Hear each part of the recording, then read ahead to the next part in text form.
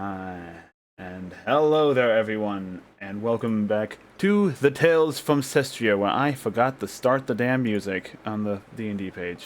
All right, Yes, you did. we're off to a great start already, folks. Look at what it's coming to.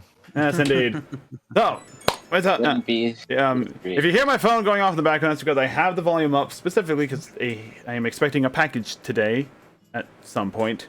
So, yes, there's that thing. But before we get started with it, this entire opening is just kind of foobar right now. Welcome to our Hida Kamui stream.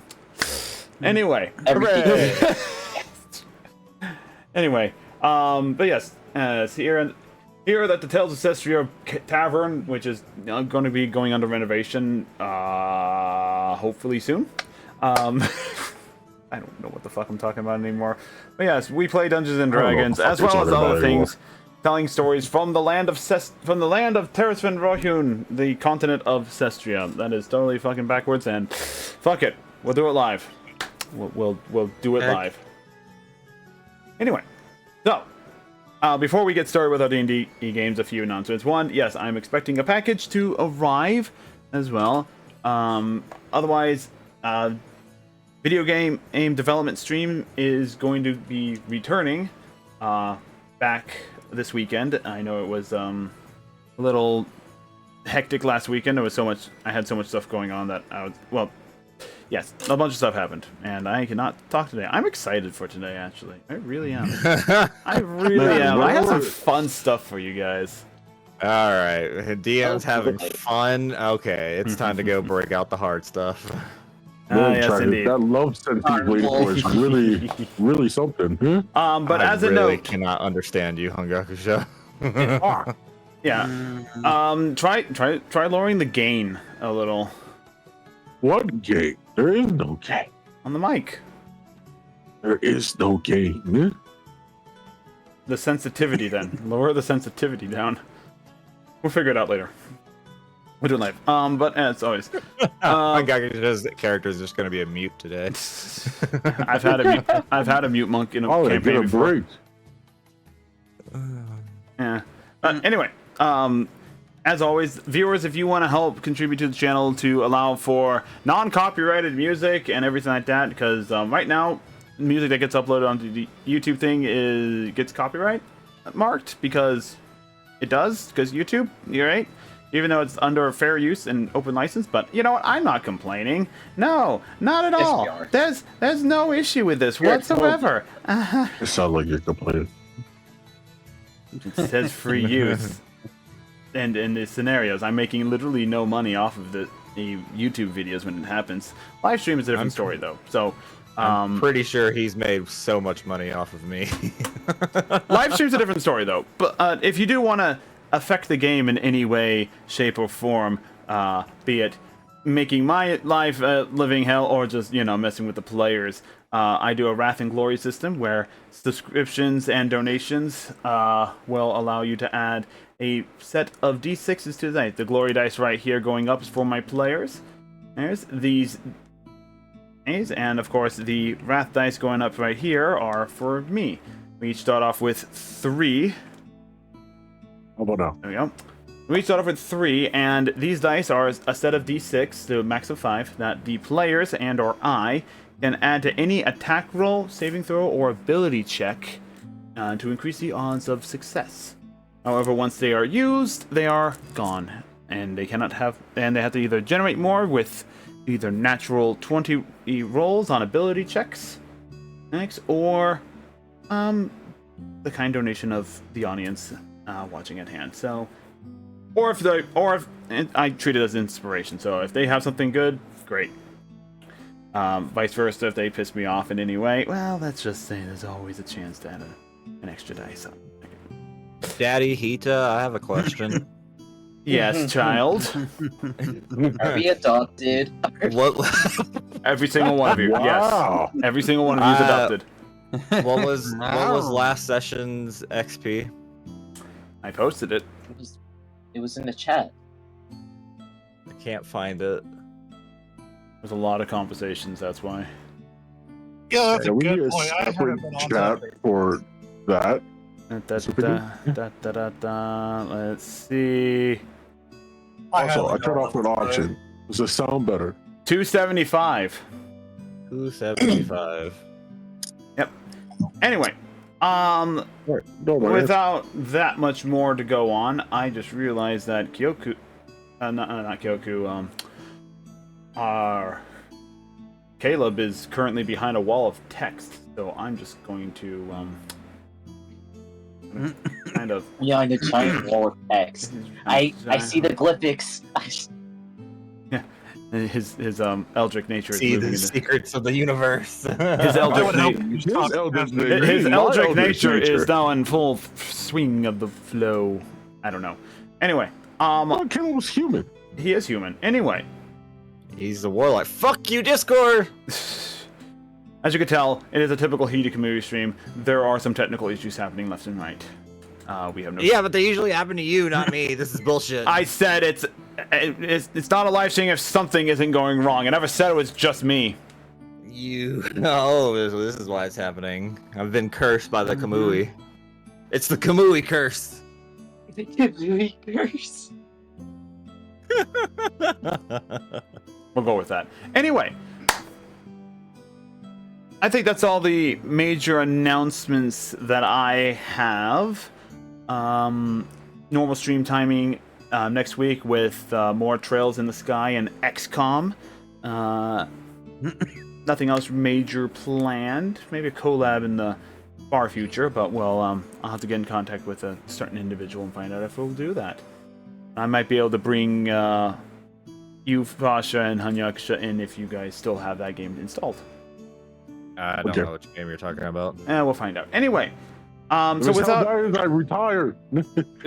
No, you have not retired. There's no retiring in this I campaign. got my purple heart. It's not Helldivers. It's not Helldivers. It's a completely different game. Anyway, but without further ado, to get the game actually started, because there's a lot that can happen today, who wants to give a recap of what happened last time? Not it. I got bit by a dog. I fell from the sky off of a horse. It could have been mine too, I'm upset. One of these days, they're gonna beat me too.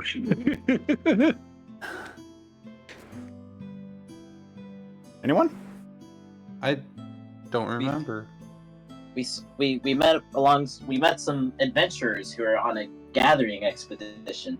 And I've been working like 80 hours at 90 hour weeks. My brain's kind of mush right now. And our normal wizard, whose family decided to go camping, and we hope they have fun, is not here today, so I will be playing the wizard today. Well, if You're a wizard, Harry. well, yes, I am. How did you know? Oh, sorry, wrong campaign. Anyway,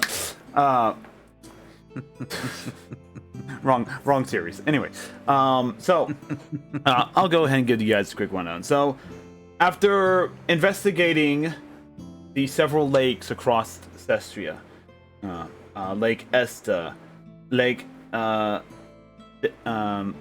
Draknor, or Lake Orn, you have all discovered that every single one of these lake temples was that you were assigned to investigate by the man known as Grandral, who's a historian of sorts, as far as you know. You have discovered that there is an ancient magical circle within each of these temples. Every single one of them destroyed. With a non-confirmation of whether the circle is active at the lake temple of Lelakdur, because you guys could not find it. You guys left with the assumption that it was intact. Alright, asking the local monks around who are on pilgrimage is to the tower itself and other locations to remain behind and defend it for a unknown amount of time. Recently, at Lake Orn, you discovered that the magic circle at that temple was destroyed less than a week ago. Quickly making haste, you cut through the tundra and, surprisingly, had a fairly peaceful journey. You came across some ancient ruins. You came across a patrol of guardsmen and eventually a group of adventurers. But not the entire journey was not entirely peaceful, as a small intervention was held for the monk, as he was having a little bit of a depression happening, and his friends or colleagues, hard to say at this point, attempted to get him out of his slump,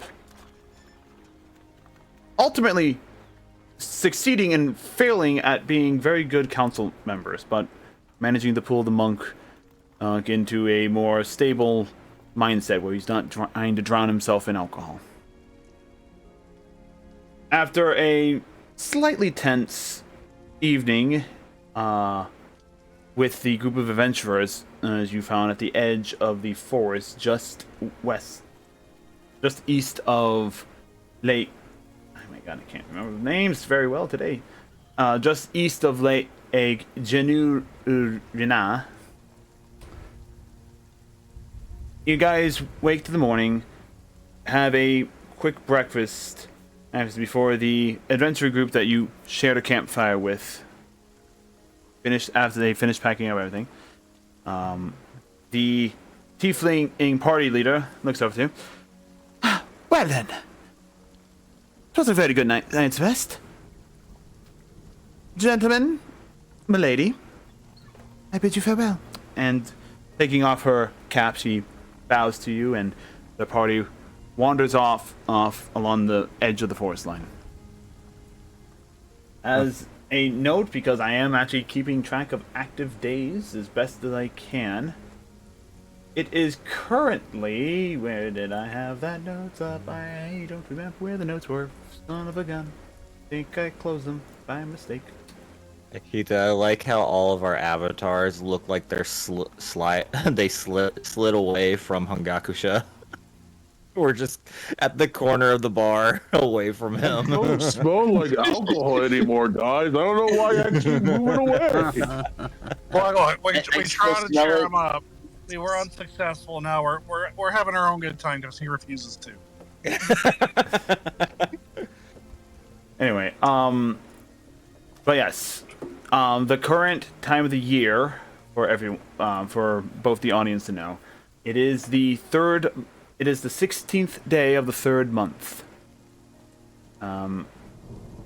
As everyone's packing up, I believe, Basha, you talked about the day with Kyoku, correct? With Kyoku, yeah. Yes. Ragna, Kyoku comes up to you and quietly whispers, "Hey, Ragna, can I ask a favor real fast?" What could you need? Do you know how to bake a cake out here in the wilderness? Out here? Yes, out here. I ain't And keep your voice down. giving enough time, but that's gonna be a long. Well, if possible, today's Fasha's birthday. Sorry, I got a phone call in the middle of that. Oh, You happen to have meld stone? sorry, what was that? I'm asking him if he happens to have some kind of earth bending spells. Let me, 'cause it's still early morning. You guys, most of you are packing up for the day right now. Yoku, probably just bring his character sheet up entirely by itself. Considering how he makes his wizard, he probably does not. Let's see. Spells. Which Yeah. meld stone is also kind of a spell that. Is it, That's a lot of people say. what level is it usually? That's a cantrip, I think. No, he does not have meld stone. Let's see. Yoku's spellbook contains. Oh my god! I am busy, people. All right. it would be quite a bit of work, but I can do so. Let's see here. If you need any magical assistance, I will do the best I can.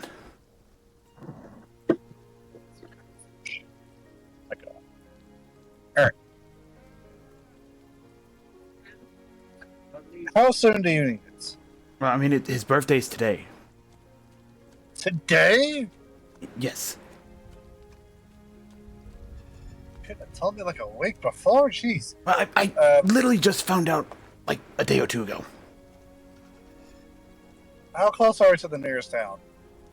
Currently, you bring out your map. Unfortunately, you are not near a major... the map that you guys carry, which is the current map you guys see on Roll20, you are not currently near a major city. There might be some smaller village along the coastline of near where you're at, but you have no idea which direction to go, other than the adventuring party you spent the night with are traveling in a more northwestern direction along the thing. But they did tell you that the temple that you guys are looking for are straight due east from where, straight due west from where you're currently at. Yeah, Alright, so I'm not sure how to substitute the sugar, but I think I could find a thing to change out everything else. All right, we'll plan something for that later. You know, We could see here. I mean, we could always. I mean, at worst, we could always do a belated birthday cake if you want to hold off. I mean, I know we're about to go investigate a temple and everything. Let's see here. I'm gonna look through our supplies and see if we have like any fruity preserves or jams that we in the rations or whatever. In the rations, as the party members, as for which you think, you mostly have been using create food and water. Yeah, you've been mostly using that. Worst case scenario, you can always substitute sugar with create magic. And in my world, create food and water has a little bit more flavor than traditional description. It still does not beat the real deal. So, well, like you can kind of imagine as like processed sugar. It's manufactured sugar versus natural grown sugar. Oh. Yeah. Actually, I have just figured out how to replace all this. All right. Oh. All right. So, whose birthday are we talking about? Is it Hanyaksha or? I hope not.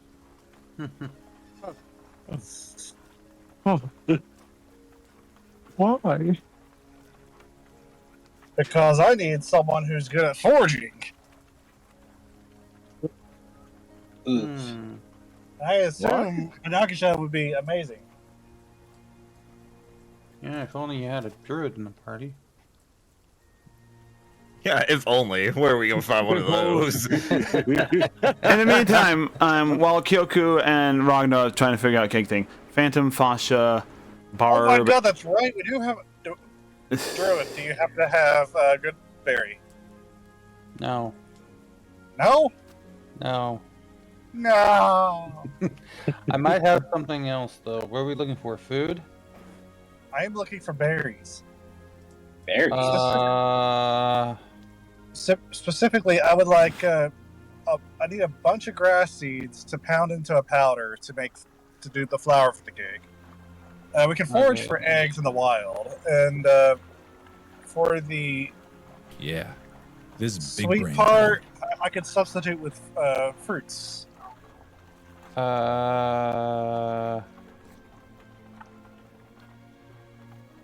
Let me see. I might be able to help you with that.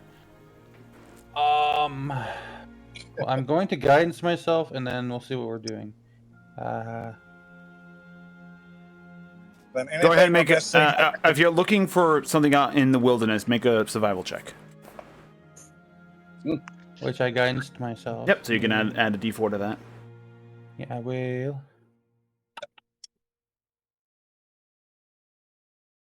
Then I'll try to create food and water to get the rest of what I need.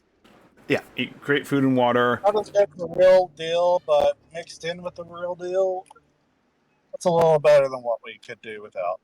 Yeah. Let me just double check. Is that a ritual spell or is that a just instant spell? What? Create food and water? Yeah. I'll have to look, Okay. but I think it's just an action. Yeah. So I'm double checking for you right now. But yeah, no, I'll yeah. You what do is not going have that to- prepared for today. Oh no, I don't have it prepared. Hold on. Yeah. You don't have Okay. it. I'll have to prepare. So- Yes. Yeah. 19? 23. 23. All right. Yeah, okay, you picked a bad day for us to Yeah. a birthday cake in the middle of nowhere. Yeah. It's possible. So. I'm over here trying my best. What are you doing? You're just sitting there. You're making a birthday cake, so Barb Angie is going to find these berries and mix them in with some nightlock, and there you go. Yeah, easy enough. Hanyakusa Fasha, you kind of see the other three. Yeah, sorry, Caleb. Not Caleb. Is it Caleb? I don't know. I don't know anymore. Phantom. I'm Phantom. There you I am the ghost. go. So, Phantom, Poor Fasha, Phantom. Hanyakusha. You kind of see the other three scurrying about after they finish packing up their stuff. You're a little confused about what they're doing. That's weird. Weird. Just as Barb just flies by, just going weird.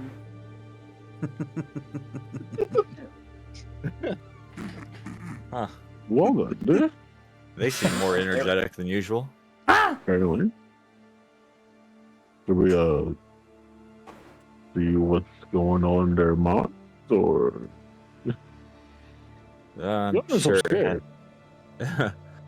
I'm sure it just has something about preparing for the adventure ahead. If they needed our help, they would let us know. Sure. I suppose so. Yeah. Keep forgetting Caleb has a fucking bird. Hmm. All right, I'm gonna need more eggs than whatever your bird can produce. So we're gonna be hunting down a bird's nest for some eggs. See, he's preparing food for an adventure. I called it. I guess. Hopefully it's edible this time.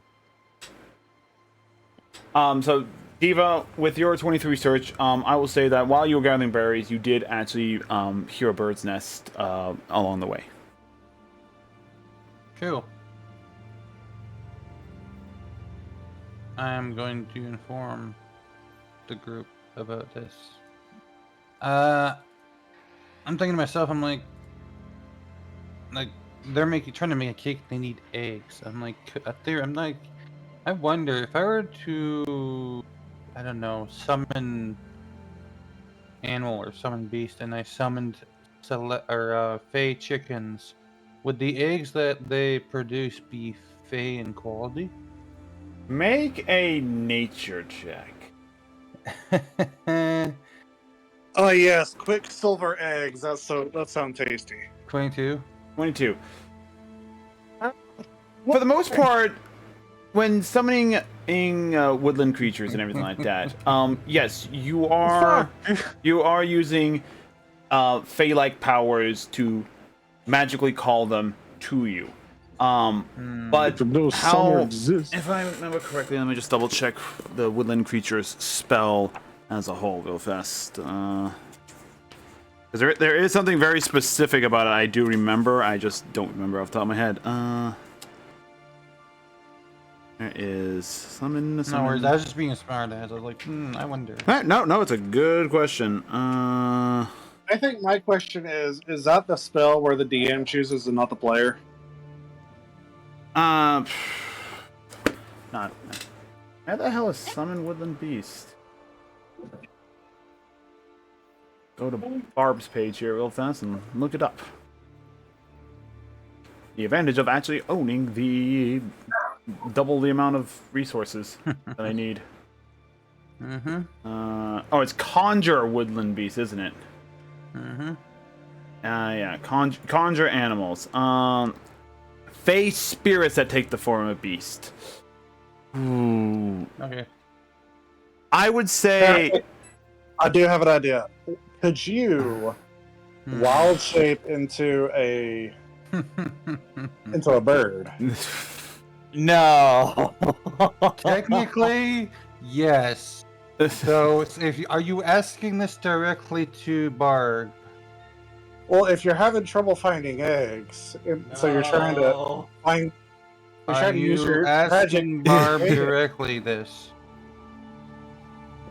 If I see you're having problems, I will offer that as a suggestion to your character. Yes.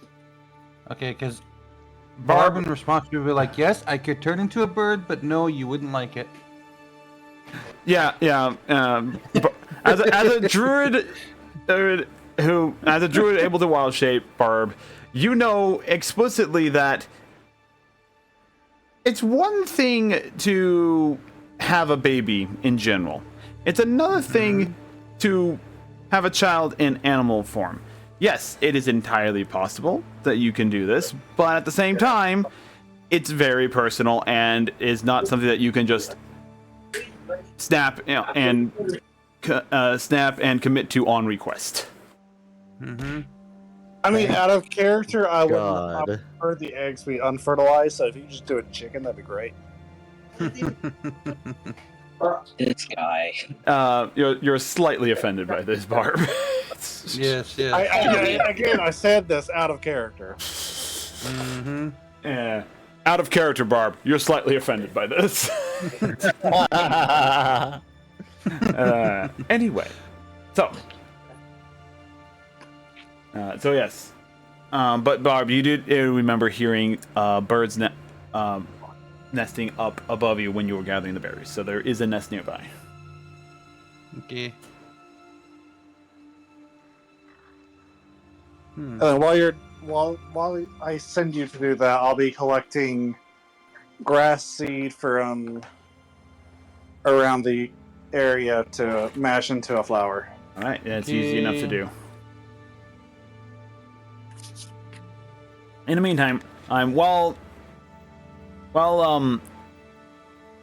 the fairy, the human, and the dragonkin are busy prepping food for the adventure ahead, Hanyakusha, Fasha, and Phantom, what are you guys up to?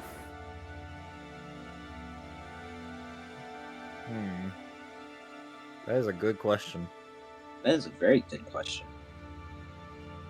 Because we know they're making food, and usually it's food for the day ahead. We wouldn't exactly leave them, you know.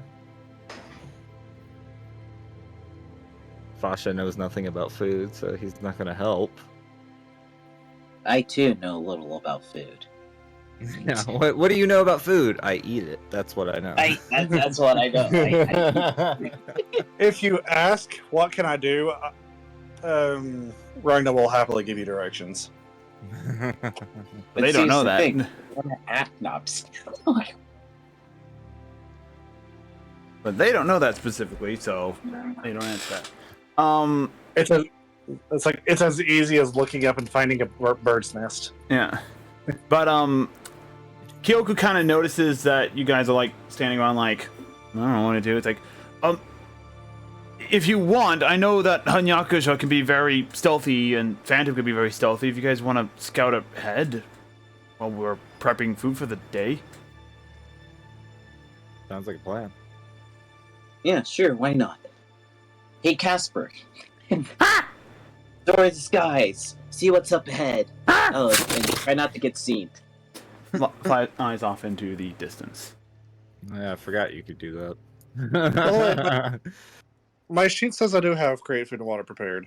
Oh, I didn't see it. I'm blind and... Yeah, it's the red dot says prepared.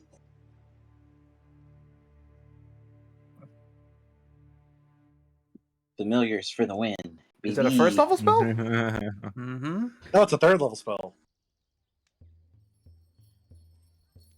Yeah, I see Crusader's Mantle, Magic Weapon, Spirit Guardians, and Spiritual Weapon. That is weird, because I have prepared Create Food and Water, Revivify, and Sending in 3rd level.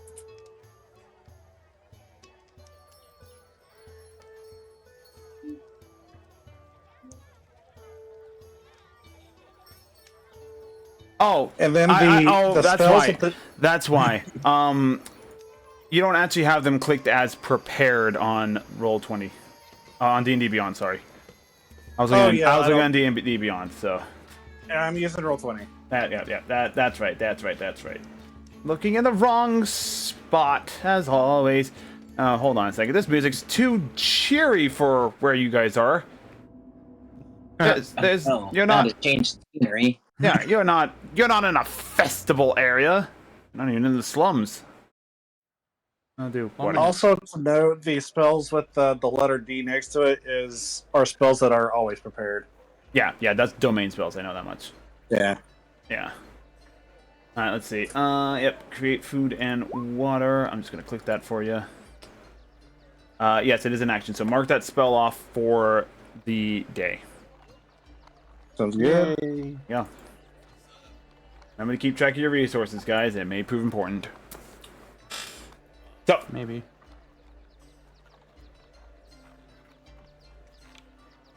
yes. How long do you wait till you look through Casper's eyes, Caleb? I'd say 6 minutes. All right. Oh, my audio is muted. Yeah. Good job. What were you saying, Hanyakusha? I was gonna say I'm gonna pull out my little custom disguise self from the last time we raided the bandits camp, All right. and cast disguise self, making me look like an owlbear, a humanoid owlbear again. All right.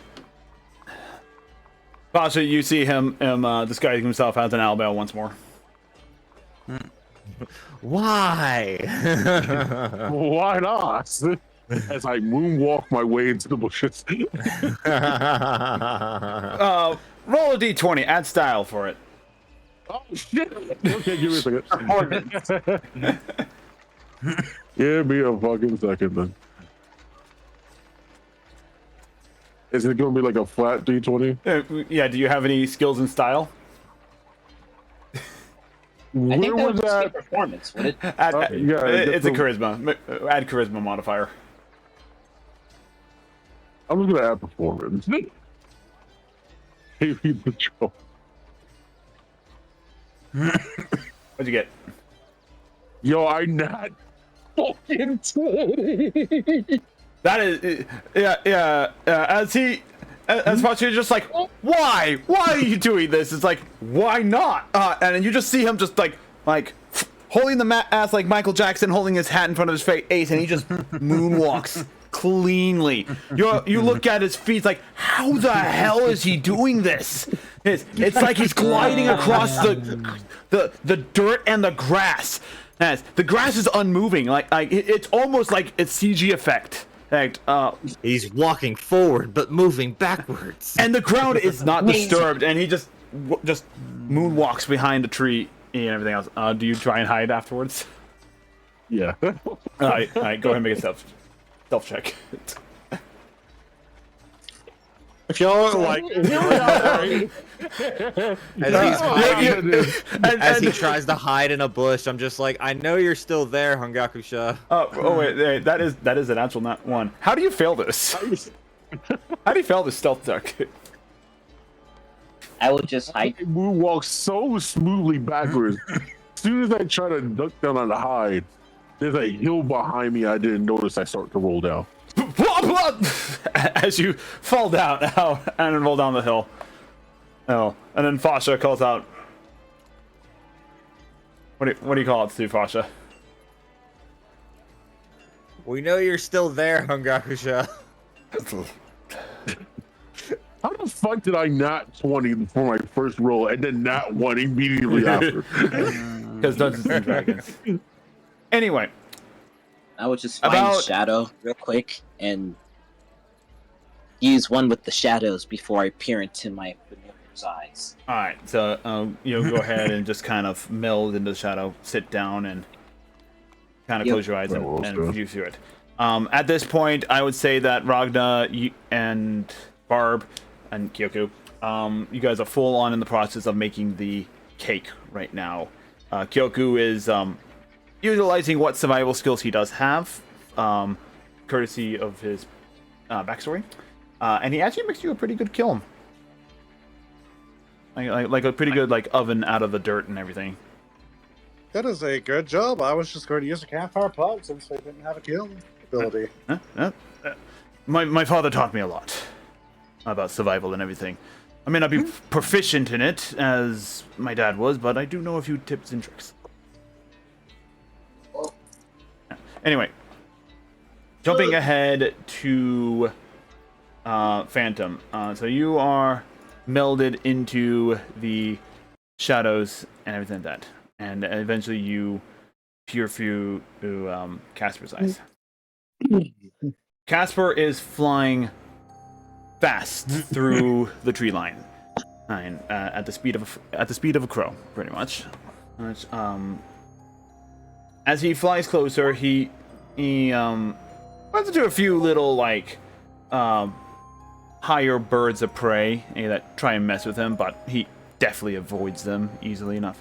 Eventually taking above the sky, and you do see the vast lake of Jennu before you, and it is the largest lake you have seen so far. It is the biggest of all the lakes. In fact, it's only because of Casper that you can actually kind of see where the other shoreline is.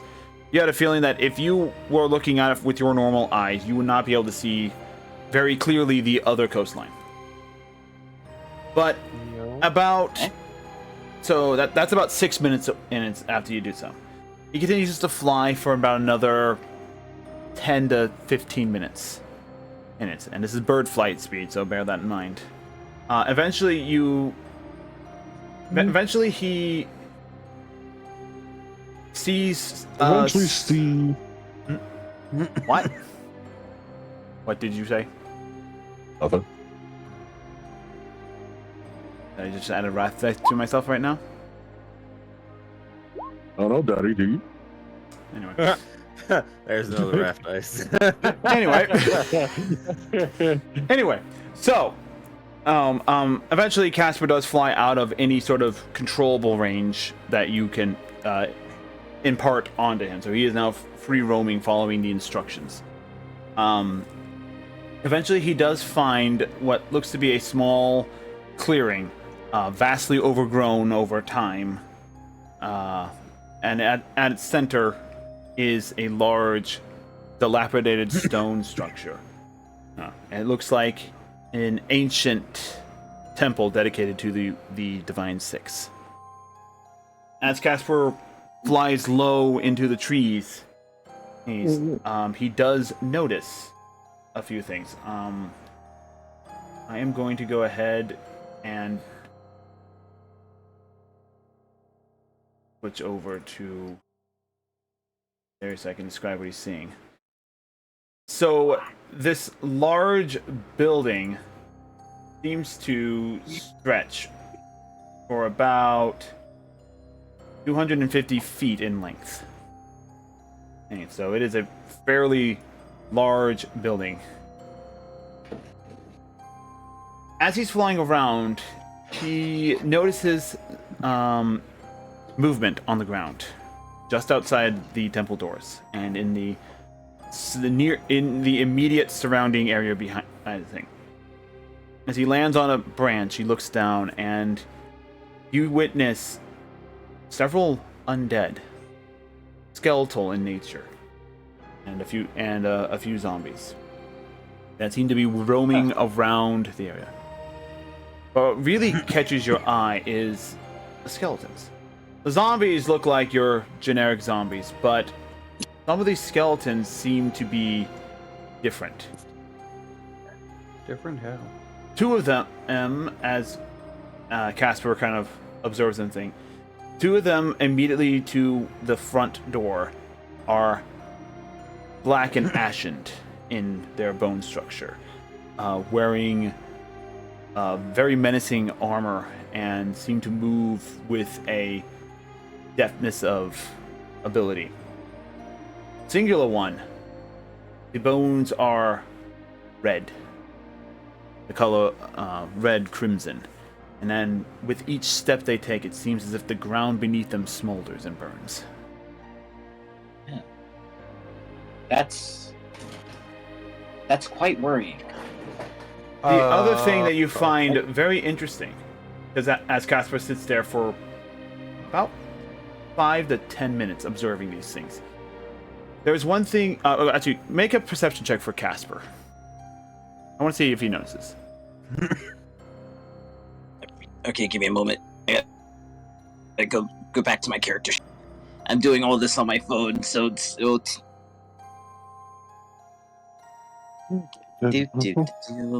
Give me a moment. Yeah, I can also see if I can't find that for you. Phantom.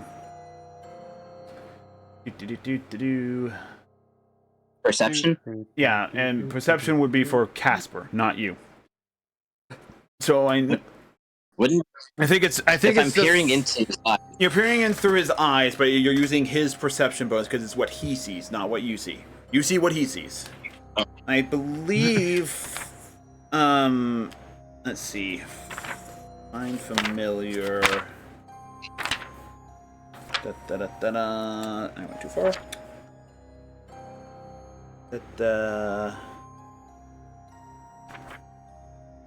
Find familiar.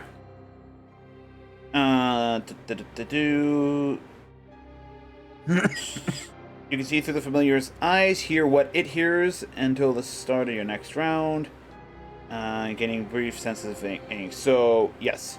You will basically see what they see. It is a crow, so you have the crow stat, which I think is also in the back of the PHP. Find it. Alright, let's see. There's monsters. So they do not have thing for crow in the back. Curse you! Alright, hold on a second. Where Google comes in handy. D and D 5E or Just need raven. Regular crow. I don't. It's a raven. It's gonna be raven. So make a perception check with +3. It's literally the same as my perception check. Perfect. That makes life So, easy. 13. So 13.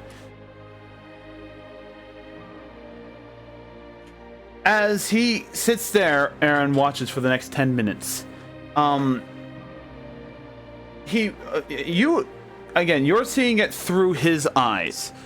Make an intelligence check yourself on your own stats. Because he does notice something, but it's how you interpret it is what's important now.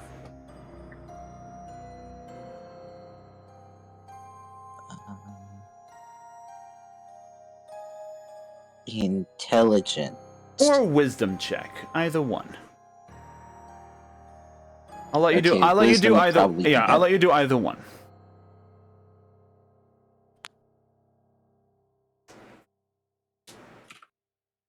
17. 17.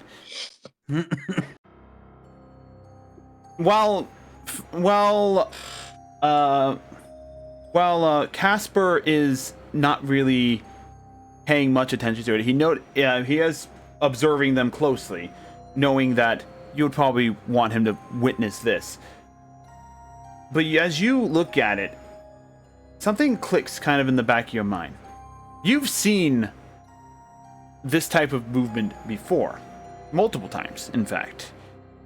This very rhythmic, regimented, planned movement.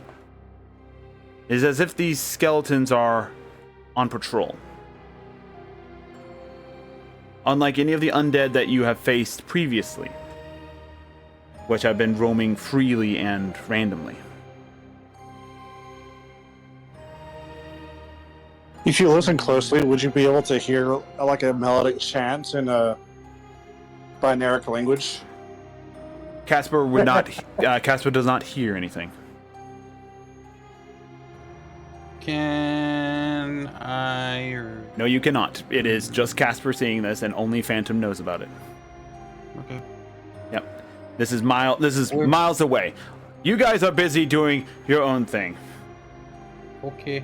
So it is up to Phantom to decide what does he let the party know. Yeah, I was just making a Helldivers reference.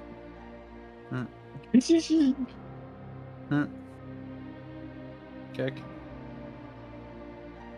So Phantom, what do you do? They look organized. I end up describing what I see. From out of nowhere, Fasha, Hanyakusha, as you guys are doing whatever comedy act you two normally do, you just hear Phantom's voice start describing like I see the temple. And how do you describe it, Phantom? You guys don't know where this voice is coming from because you lost track of where Phantom went.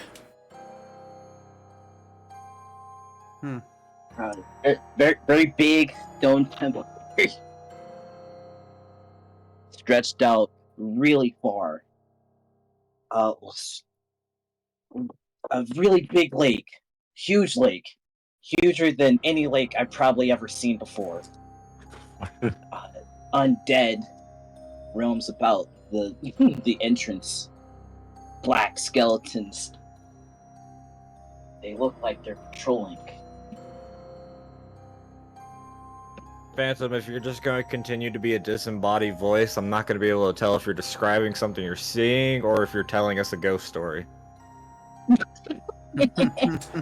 Phantom does not hear any of that. He is blind and deaf. Damn it. What? That's the nature of viewing through your familiar. You view things through their senses. You are blind and deafened to everything around your person. I forgot about that. Why did you have a familiar up again? He's a warlock. So why? I asked why he has a familiar up though. Phantom does not hear that. I'm not asking Phantom. Right. I'm asking Everyone else. What does everyone else say? He always has it's his bird. Its name is Okay. Casper. He always has it with him. Yes, I remember seeing him having it out at all times when we ventured as well. and I have my You just hear a Dog. really far off echo. I have my dog, so yeah. Meow.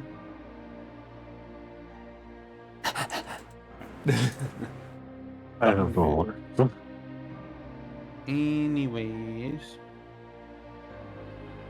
Phantom, do you eventually break your vision with Casper? Yeah, I'll break it. Oh, you finally break your vision. All sounds return to you, and you kind of hear the tail end conversation of, why does he have I have my dog. Part of the conversation.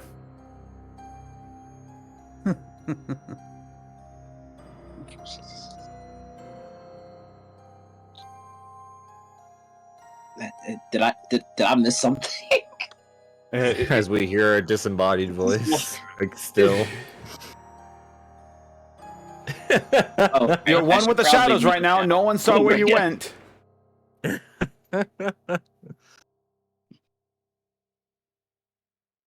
alrighty I then. just I just take one step out of the shadow I was in. Barb is just gonna take until she knows what she's doing. She's just gonna take a book and start reading about nature and its many natural Wonders. natural changes and how to make unnatural changes. As she takes out a Volo's guide to nature. No, Hanyakusha, Exactly.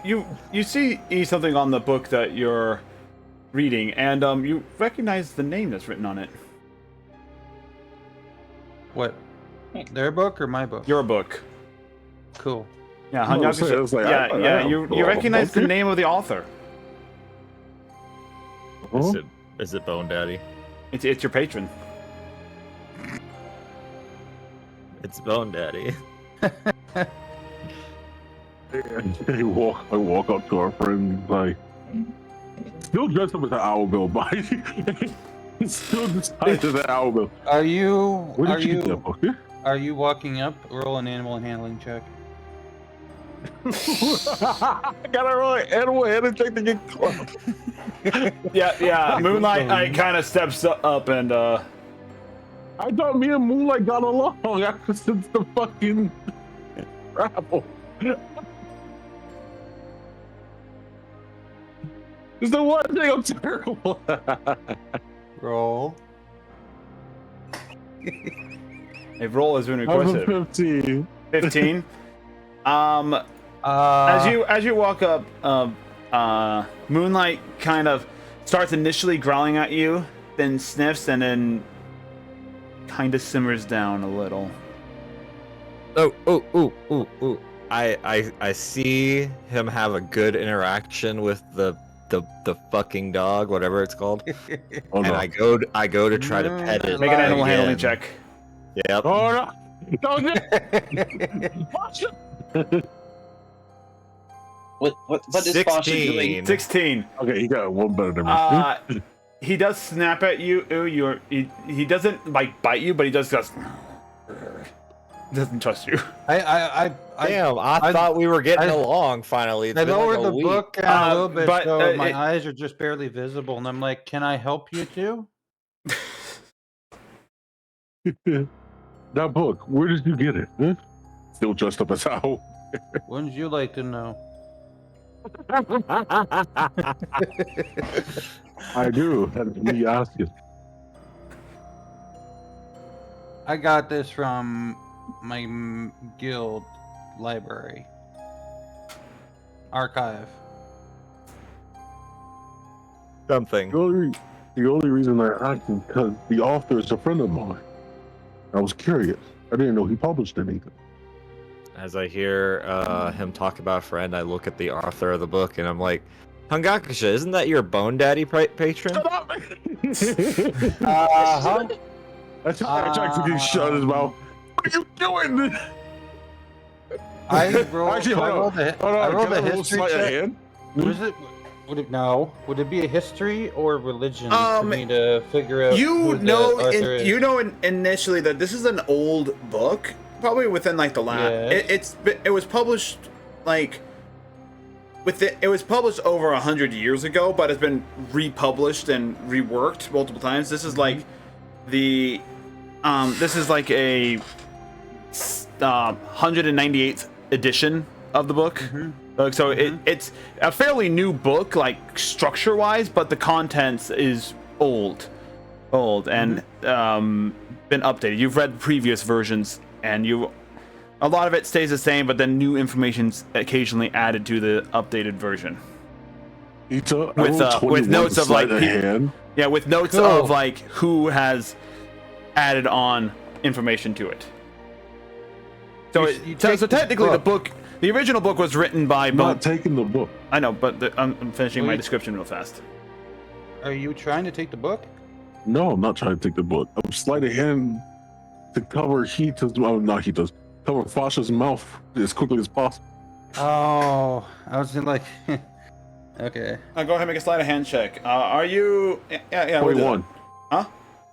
21. So yeah, Fasha, as you start to say that, he does stop you from saying, "Isn't that your bone?" I rolled a nat 1 on the history check, so I'm going all you really know is that this book has had many renditions, and yeah. Cool. How else do you fail this history check? Well, I was gonna That's say, a guy. I was gonna say if Barb hears the Bone Daddy part, then she would have been like, looked at the author, looked at was it Hangakusha, and be like, Bone Daddy checks out. But she doesn't hear that, so she's like, I don't know who this is. I just the content is entertaining to me. Yeah. As Hangakusha is covering my mouth, I'm going to mind link with him and tell him it's just like, why are we keeping it a secret?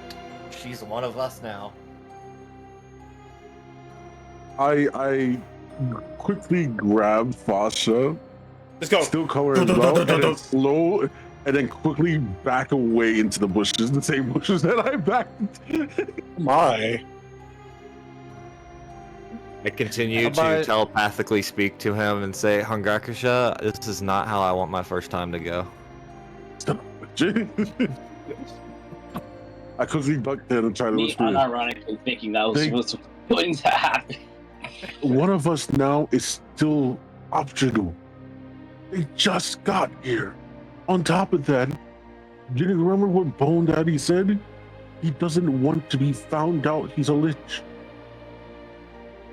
I didn't say he was a So- lich. Still Saying telepathically Daddy- speaking with him. Saying Bone Daddy and knowing the context of how old this book is kind of blinks that up. After what I just said. This is getting a bit too loud for Barb. So while you guys are doing that, Barb is going to say, Oh, they backed away. Midnight. They backed away backed from away you. and were So whispering in the bushes. you saw them back away. You kind of look at them like, "Okay, I'm following a bunch of weird people, and you go back to reading. So you don't hear the Okay, conversation they're having. And it's Hangakusha's like whispering, I'm language, telepathically speaking to him. So it's actually very quiet. okay." So all you see is that Hanyakusha picks him up, drags him to the woods, and then they stare lovingly into each other's eyes. Well, no, my we're in bushes. telepathy doesn't work both ways. It only works the one way. Oh, okay. On top of that, we're in bushes. They can't see us. Oh, so you think? Anyway, So I'll check. Anyway, what I was saying is, after me saying an old friend of mine's, saying that will link up to being lich, knowing that the context of the book is old. It's okay if I say it though, because I'm an elf. I telepathically speak to him, and okay, I get your point. Now, can you please take your hands off my mouth? It's getting a little weird. I mean, I can put it in front. Nah, Just lick his hand or bite it. I won't. No, that's right. let's talk to you.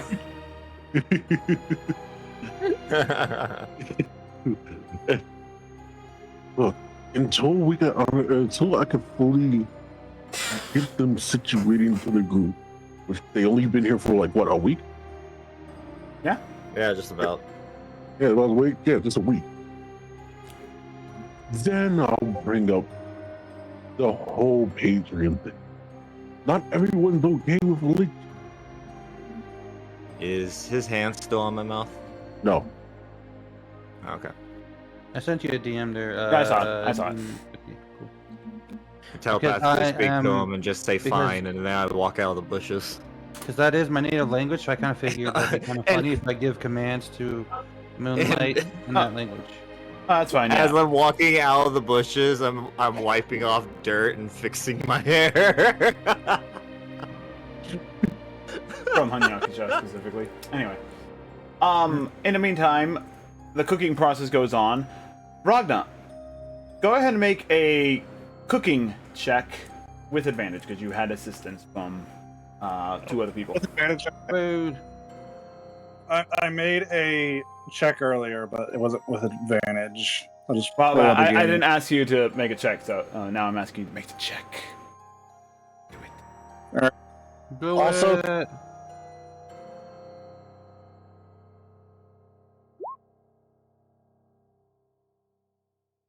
Oh. 17! Hold on a second. It was whispered. I think I can do it this way. Give me a second. Yeah, I have it on toggle. There should be a way to add a skill in here. That's the only downside I don't like about What are you Roll20. trying to do? Because I could have it set to that. Like it's currently set to query. Like it's going to ask me what I want to roll it as. No, I mean like Which there's I a just- way to actually like add a skill to your skill options. In D&D Beyond, you can actually physically add a skill in D&D Beyond to make a check. That's what I mean. Oh, here it is. On second, use customs. It's custom class. Never mind. I'll figure it out later. I'll figure it out later. Using the old code, I could just make skills as well, but yeah, I'll figure it out later. Point is, you got what, 27? Or 17? No, 17. 17. While it is not like a super high-end, super fancy cake and everything like that you would find at a proper bakery, it's still fairly well done. You're actually very much impressed with the result you did. You don't really have a frosting for it, but, you know, it's camping cake, so you can live without it. Yeah, that's what the fruits and berries are for. Yep. But yeah, no, you take a take out the little test piece that you also cooked at the same time, take a bite of it, and it's good. Yeah. Yeah. Is it finished? I am honestly impressed. Noting the foraging we had to do for this. I'm glad I was able to be of assistance. And you're right, man. Your test piece is really good. You didn't do anything. I helped you It's make all- the furnace. it's Yeah, Kyoku made the little furnace for you. You know we can do that. Yeah, no. Kyoku did help you with the cooking. Yeah, that's where your advantage came from, was from Kyoku assisting you. Notice that the advantage did not help. I rolled 2 13s. You know what? It's still better than, you know, not rolling anything at all. Anyway, alright. And, are you ready to do this, Wagner? Let's see here. Any magical sparkle I can throw on this? I mean, I can do a little bit of a. Hold on a second. Pulls out one of his ritual candles, sticks it into the cake, and with a cantrip, just lights the candle on fire. There's that, and I'll cast silence to where, like the silence would end right behind Hanaksha. So you turn around and cast the silence spell. Okay, go ahead and mark that off. You guys are just having like a conversation, and everything all of a sudden goes silent. Oh no! You still just see my mouth moving. The silence is to exclude the group. It's just to include the space that's behind Hanakisha. So we can use the silence to sneak up on him. Oh, okay. Well, it still lands on top of people, so all of a sudden it just goes mute. Well, I'm triggered. I telepathically speak to Hangakusha. What did you do this time? Yeah, you see Hanyakusha mouth out something in Fasha, but you hear nothing. So me and Kyoku sneak up to behind Hanagisha and I'll Aye. drop the concentration. Aye. No surprise! Yeah. And they proceed to try to dodge a punch. Yep. So what do? All of a sudden, all noise comes back, and you hear Kyoku and Ryna from behind you go, "Oh, surprise!" Well, I'm roundhouse kick. No, it's behind Fasha. I was You're you're kicking Basha. Yeah. Hanyakusha, you see the two walk up behind Fasha, and you call out to him, like you point and you call out to him, but he doesn't hear anything. And he's just like, what? They were sneaking behind me. I didn't know they see well Fasha. That one. That's behind. Fasha just gets so scared. He reactively fireballs. All right. Make a dexterity saving throw, Ragna and Kyoku. No, the cake can't make us act safe. You're gonna be at disadvantage just because he holds a cake. No, it's just. Hey, It's let's look at this real quick. Let's see. How good does he do? Oh, right. It's no longer silent, so you can actually cast Yep. Fireball. Yes, he can. I was like, Goku's dead. Kyoku fails his saving throw. What did you get, Ragna? hang on, let me roll. Let's do this. Six. That's a. Does that beat your DC, Pasha? What was the number? 16. Kyoku fails. My DC is 16. So they succeed. You manage to protect the cake by shielding it with your body. So not Goku. you do take half damage from actually saving against the dexterity saving throw, and your fire resistance, so half damage. So roll the damage, Fasha, and mark off the spell.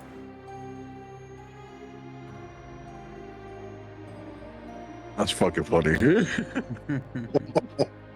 I hear the fireball? 28 damage for Kyoku, and that would be 7 damage for Ragna. How So much damage? 7 damage for Ragna, 28 for Kyoku. and yes, everyone sees the fireball go off and hears it go off. It's not exactly subtle. It's just run over. It's like, what the hell's going on? Are we being attacked? You see Kyoku just on, like, blasted backwards on the ground, like trying to, like just spurned into such a. He's got soot on him. He's hurting real bad. He's hurting real bad. He's just. Are you getting attacked? What's going on? I just wanted to surprise Vasha because it's his birthday. Ow! As he says that, I turn around, uncovering the cake that I had just saved.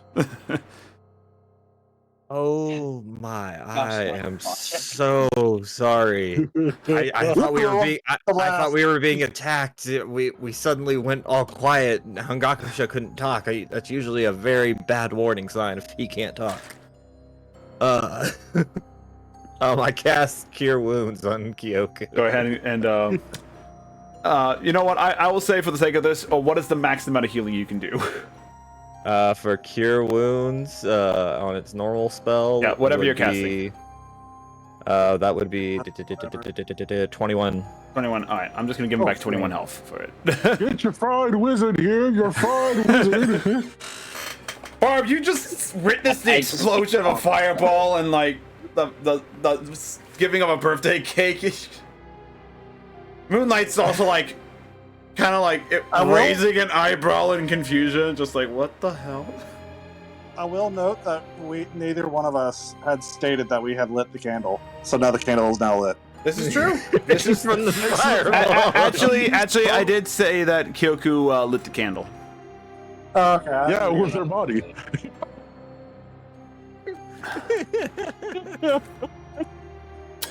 I'm so sorry, Kyoku. I didn't mean to repay you in that way. It's okay. Sorry for you too, Ragna, but you look no worse for wear. Probably the hardy dragon skin you've got. Yeah, I'm used to a hot kitchen. Doesn't smell good. Good. Are you talking about me or the cake? Yes. Yes. Fuck you. Well, as Kyoku mentions the cake, I actually take a look at what Ragna's holding, and I was like, Kyoku, you didn't bake me a cake for today, did you? Well, technically, Ragnar cooked it. I helped. He's just so exhausted from being point blank blasted. The skeletons did not get alerted to that, did they? No, you guys are miles away. They're miles. Well, probably, Okay. but they're miles away. Yeah, about so you sat there watching at a bird's speed, it took Casper about 15 minutes to get there at a bird's speed. At a bird's speed, eh? Which is pretty fast. As the crow flies. Well, in this case, the raven, because I didn't have anything, they fly 50 feet around. It's going to be the same. So make that as a fly and then an action dash. That's 100 feet around. And it took him 15 minutes to get there. So do the math. Every round is 6 seconds. 10 rounds is a minute.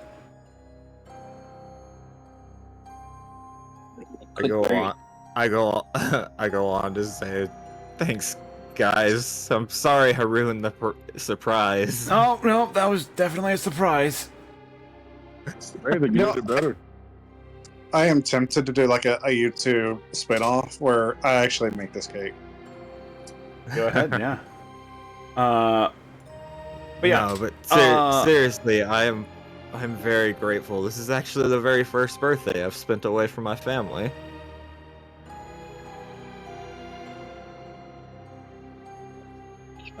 And Ryna, thank you for all your hard work. I know it must not have been easy.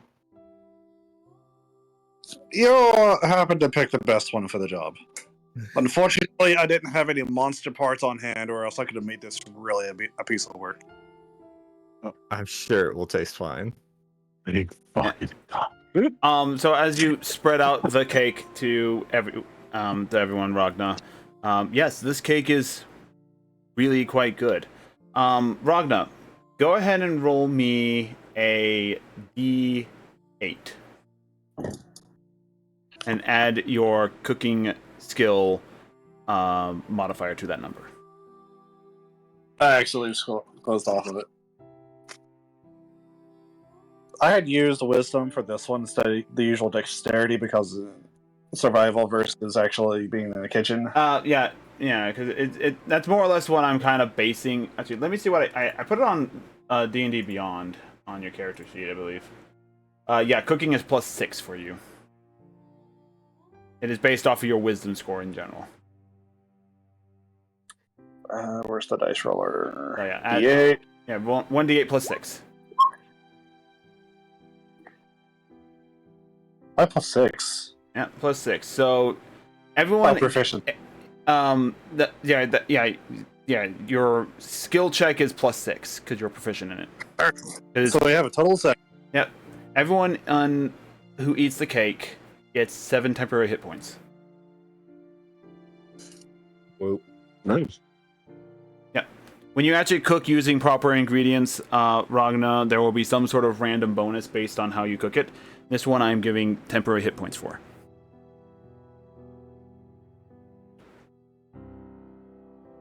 I'll try and get a proper breakdown of your cooking skill and benefits and dice rolls for you at some point, if I remember. You could look at the last paragraph of the chef feat that I already have. I'll take a look at that and try and mix up something for you. But yes, everyone has 7 temporary hit points on top of their current hit points. Remember, these are hit points that, for the most part, will not stack with other temporary hit point stuff. So if you have a ability that gives you temporary hit points and it gives you more than 7 temporary hit points, your new temporary hit points go to that number and stay that number. If it gives you less, it does nothing. I'm pretty sure I'm the only one with temporary hit point capability. So, yeah, but I'm just giving that as a disclaimer because people get confused about how temporary hit points work. That's how they work. They work in a way where the better version stays, the older version does nothing, and they do not stack. Sometimes you wish it does. You wish it does sometimes, but in 5e it does not. Anyway, so with that in mind, you guys enjoy the cake, and I would say this entire morning routine took you about an hour and a half, day-wise. My God, it takes longer than that to make an actual cake. Yeah, like I said, it wasn't a fancy cake. And in terms of what the cake was, it was a very dense, quick-made cake. Kind of like an Insta cake sort of meal. Yeah, I was thinking we were moving. Yeah, and also it helped that you were not doing it by yourself, because I know sometimes it takes longer to cook by yourself than if you have assistants. Sure, I am usually cooking them myself. Yeah. So, with that in mind, we'll say that the time is currently 9:45. 9:45 in the morning for you guys. Mm-hmm. What do you do? Didn't you tell us about the skeletons and everything? While you guys are eating cake, I'm sorry, not Fasha, Phantom, do you re-describe everything that you saw? Or does anyone ask him on it? Or what happens in this thing? They just know, you don't know that they didn't understand what you were saying. And they don't understand what you were saying. I try to kill Jake. Man, Barb is gonna ask, what were you saying when you were like controlling your servant? It is a really, really large. I just explained. It is a really large lake that I saw. Huge lake. It, like, huger than anything that you've probably ever seen. And there was a giant stone structure that stretched really far out. There were some black skeletons patrolling the entrance, and there were a few zombies there. The skeletons had, like, they had armor on, and I think they caused the ground to burn. Well, that's interesting. I'm gonna take a book on arcane energies and see if there's anything about these zombies. So you're kind of just like innately reaching out to sense undead? I'm just gonna read the books about. Go ahead and make an investigation. Arcane. Go ahead and make an investigation check with your books that you have on hand. Can I I'm not sure roll? what kind of books I guess it have, would be but- history for me. Yeah. Yeah, sure. Go ahead and make a history check, Hanyakasha, for your monk research you've done in the past. 18. 18. All right. Oh, they Hanyakasha. definitely gonna beat it. I might actually have to go and buy books. So Hey, double 18. Let's go. Let's go. So, unfortunately for you, Diva, most of the books you have are currently on the natural nature of things. So, plant life, wildlife, undead, not necessarily a natural part of life there. So, not much information on that. And Yakasha, you do remember some of the research you had on like the foes of the world? Like there was an entire section in the monk that's evil in the world. Yeah, pretty much. There's an entire section in the Cobalt Souls area where, like, it's just like these are the natural enemies of, like, human, the natural enemies of Earth itself and the mortal beings that live upon it. And skeletons are listed in there. And there is a long list of subcategories of skeletons. The two that stick out to you are what he said, Ed. The ashened skeletons and the red bone skeletons. These skeletons, I put my notes up real fast because I have them. Let's see. I had them.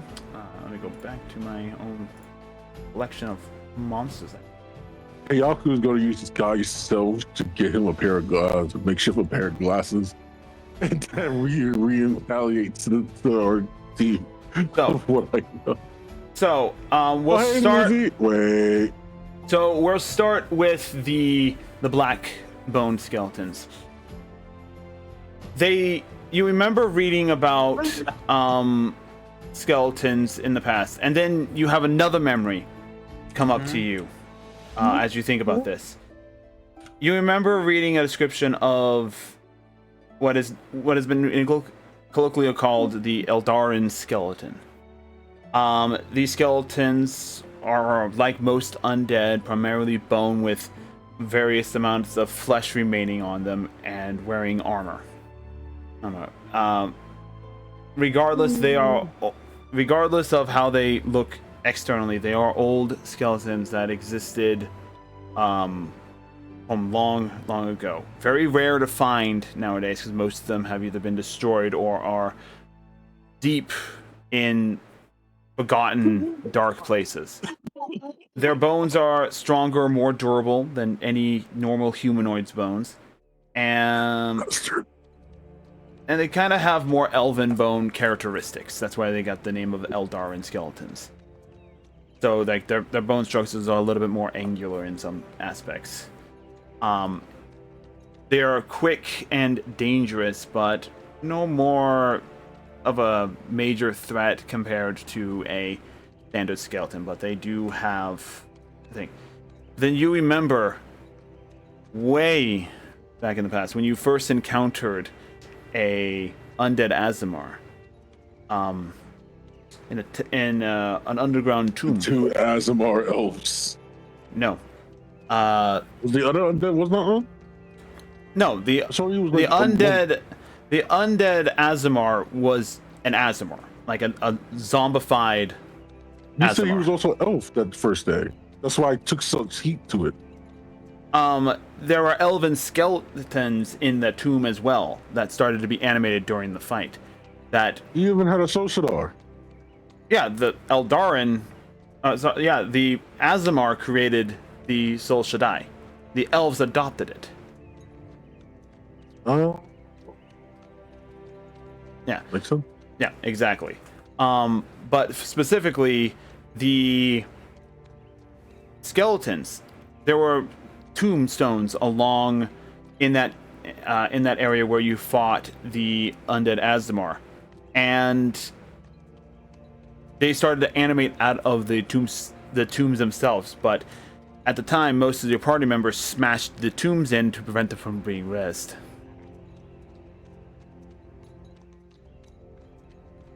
I'm sort of see a pattern here. Yeah. A lot of Azamar elf undead shit kind of happens around me too much. Well, unfortunately, elves and Azamar are ancient people, and dead things tend to be from long ago. Doesn't mean that fact of just like, man, we do not run into any other undead besides. You've run into human. You run into human undead at as well. One time, and that guy was created. The other skeleton. That is so as you remember that, and it's like, oh shit, I think I fought these before. But then as you hear about the description of the red-boned skeleton, a sort of haunting feeling comes over you. You have not faced one of these, you have not seen them, but you have heard about them, and you have read about them. What comes to mind is what was known as a Hellfire skeleton. These are skeletons that are said to exist in the 7 layers of hell beneath the earth. Watch out, your magic will be useless again. What happened? Your magic will be useless against these. I say that right away to you. No more fireballs. It's not going to work against these guys. I'm sure they're not all fire resistant. They're all fire skeletons.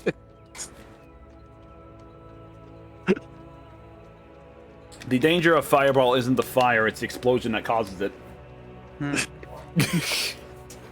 As Kyoku found out firsthand. Anyway. Yeah. Look, I just don't want the Kyoku found that out real quick. Sorry, I was adjusting my inventory. Yeah. What do we I'm know just about saying, the- I don't want the skeletons to absorb his fireball and then get bigger. It know about the depends. skeletons? Hanyakusha, what do you tell the party about the skeletons? Everything. Why would I hold back? Alright.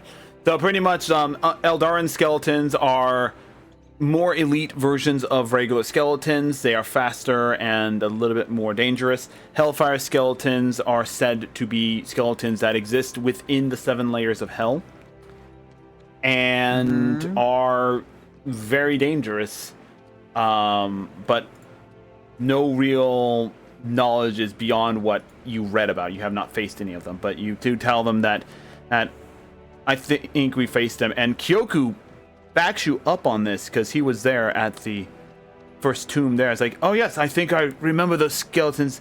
They were, their bones were ashened, right? Yeah. Yeah. Oh god, those things were scary. Good thing we smashed those tombs in. The few that were out, they launched. They attacked us quite viciously. As much as I can think that includes this factor, if these are just normal skeletons and Hellfire skeletons on top of them, something extremely dangerous is controlling them along with it. And that's not easy to control the Hellfire skeleton, nor summon them. They're not like zombies. That's not as easy. Mm-hmm. So either we're dealing with a demon, which for the love of God, I hope not, or a devil, or an Azamar who's really very efficient in Inferno. Why are you making a smug face? Hmm. Yo, we're gonna fight. He's sitting down. Yeah. Anyway, you were saying, go on. I'm killing you. I'm gonna say is most likely if possible, we're either fighting another undead Azamar who's very efficient in Infernal, or a demon or a devil is walking among us.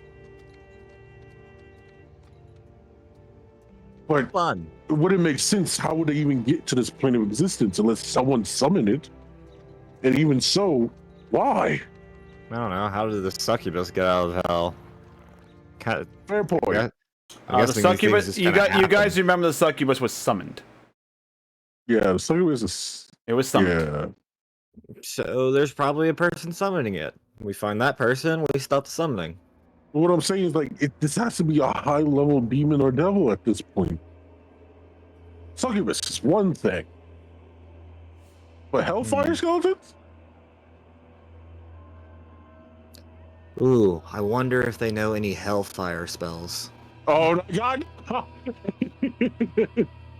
Hmm. He's trying to upgrade his arsenal fire.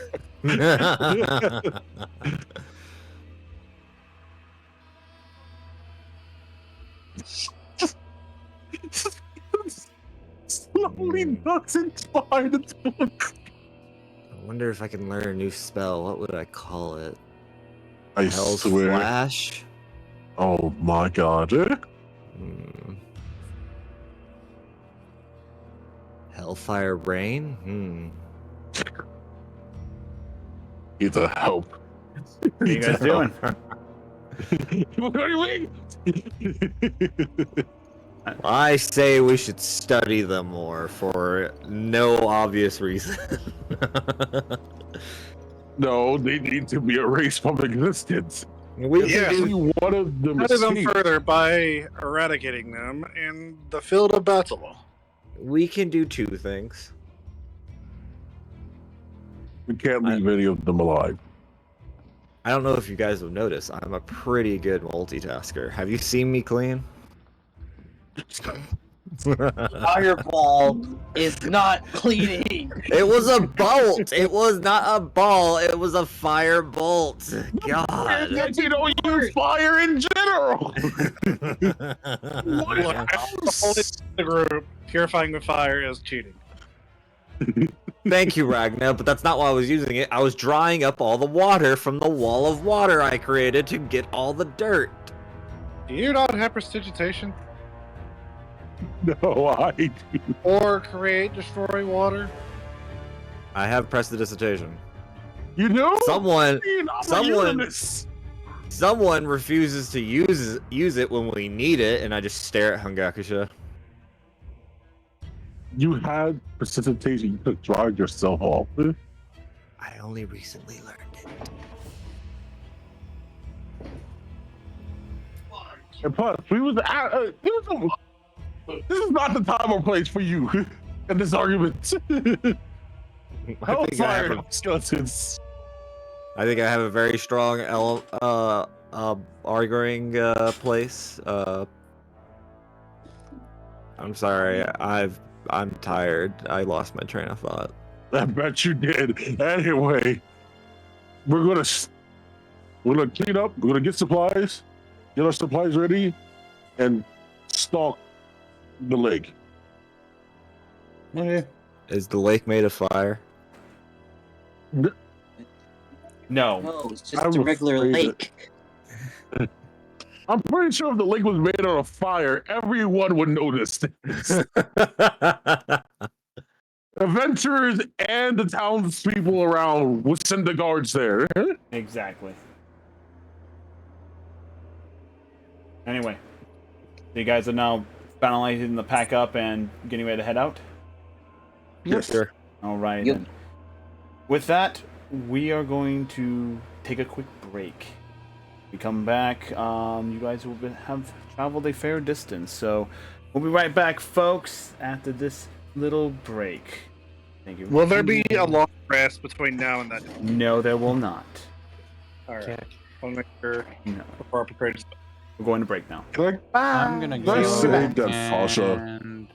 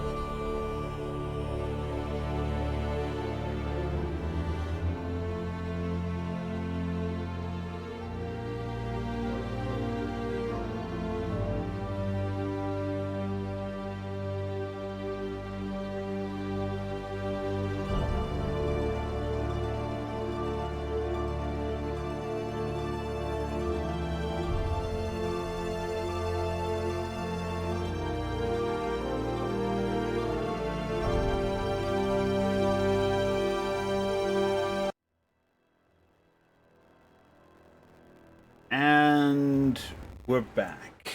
So, picking up right where we left off. Well, not right where we left off. About an hour to 2 hours travel. So we'll say it's around 11:28 by the time you get this point. You're traveling through the forest, and for the first part of the forest trek, it's calm. It's just like a forest. Alright, so you hear the nature of everything happening around you. You know, perfectly normal and serene. It is until you get deeper into the foresty area that, for you, Barb, gets noticeably more concerning.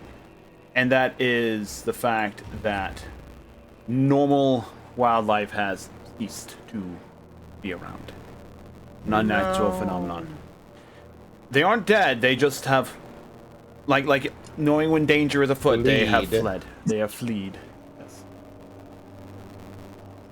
You bring awareness to the rest of the party, and as you continue to go a bit more cautiously forward, eventually you start to see a clearing through the tree lines.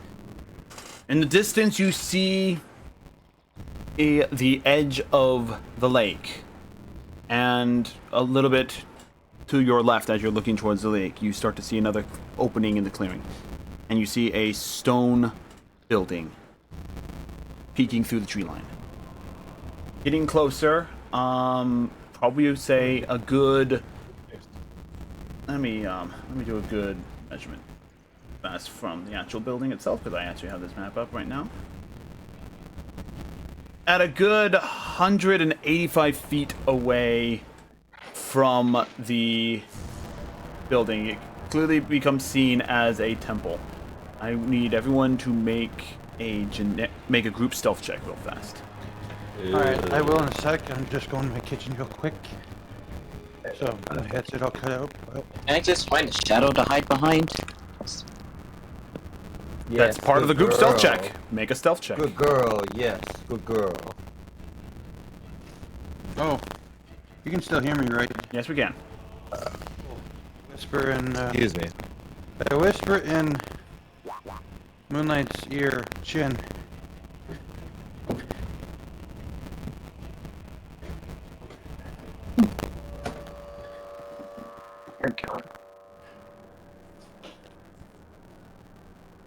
So, Well, I'm about to get seen. So, I want a marching order for roughly the setup that you guys have. And what is everyone's stealth check? Please tell me out the numbers. I interested in these Hellfire skeletons am leading the group. Alright, so you're okay. I made a 15. Alright. Also, in or near the front of the group, I have 11. Alright. So, I am in the back, Yes. and I'll have my bird up in the front, on top of Basha's shoulder. Alright, so Phantom's Casper's up there. Kyoku's kind of in front of Phantom. Hanyaksha, where you at? Are you behind Fasha and Ragna, or are you near Phantom, or are you in the middle? In the middle. In the middle. I will let you two. Alright, and last but not least, we got Barb. I'm just curious, how often can Moonlight use her ability? It's an action to do so. And it only lasts for 2 rounds. Okay. Alright, I'll do a stealth check. Alright, do your stealth check. Can I feed Casper a piece of ration? I'm gonna guidance myself, just in case. Go ahead, yeah, it's a group stealth check.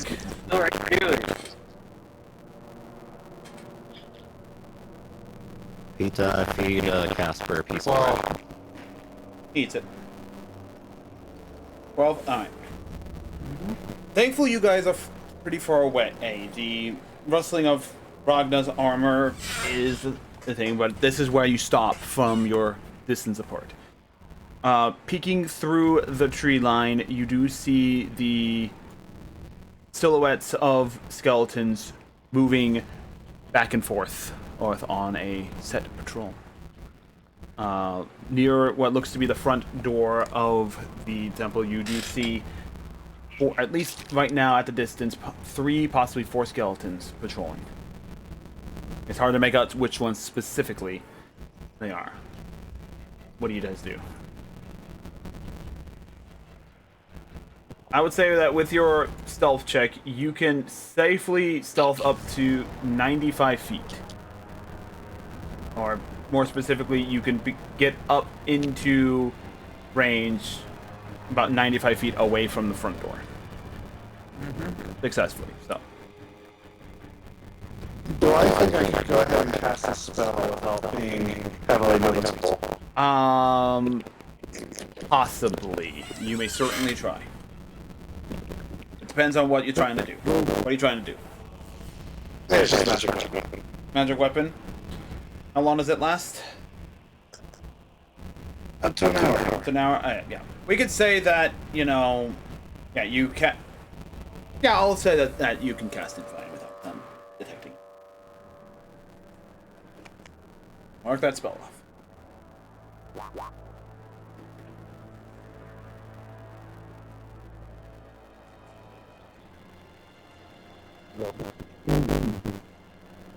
Alright, so...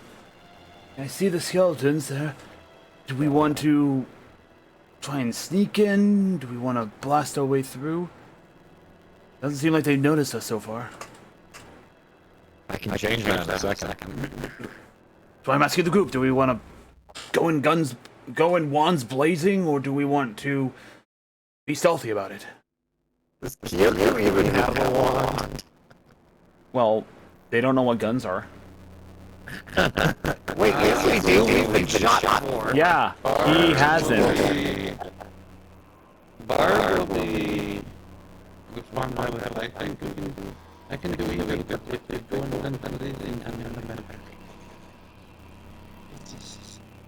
Sorry, can you repeat that last part? I got a little too quiet.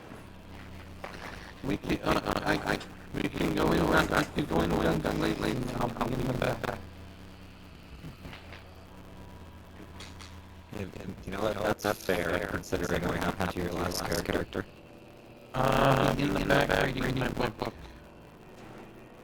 Alright, well, that's fair. Okay.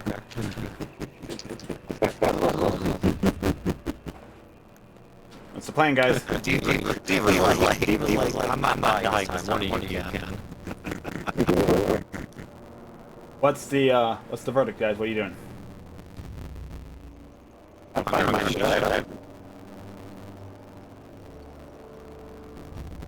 I'm Good deal. Alright, well, I'm gonna his own bell, so we're all good to go in here. Just go in. Well, they give us an opinion. Fearless leader.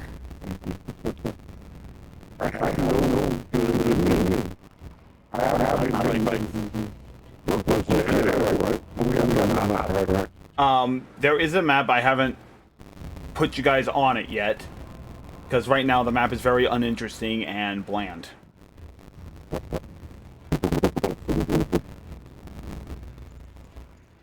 I mean, do you want to see what the map looks like right now for you guys? It's not very useful. That's not the. Yeah, I'll put you on the map now. There you guys go.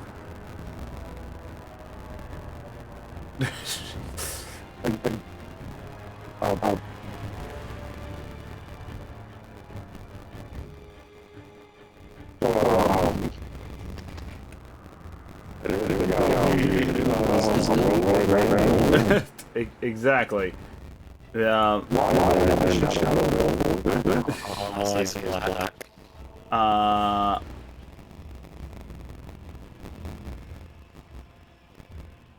Well, you gotta zoom out. Like I said, you guys aren't technically on the map yet, because I didn't make the map long enough.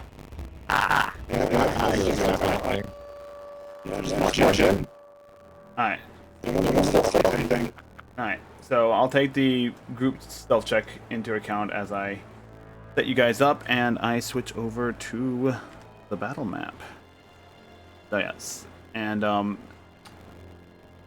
So yeah, be mindful that when you're looking at the battle map, things are screwy for me. Oh, here we go. I'm gonna bring Ragna here. We're gonna bring Masha here. And I'm going to do a quick double check real fast. Okay, so that part's working. All right, don't worry. I'll fix it in a moment. I'm just moving you guys closer to it because again, I have advantage to the Shadow Realm. Yoku there. Yakusha's gonna see the most because he has dark vision.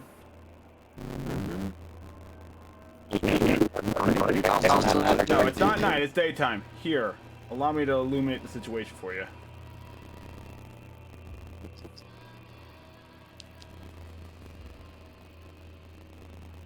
There you go. Yeah, you can see I didn't make the map long enough, so forget me for the thing. No. Denied.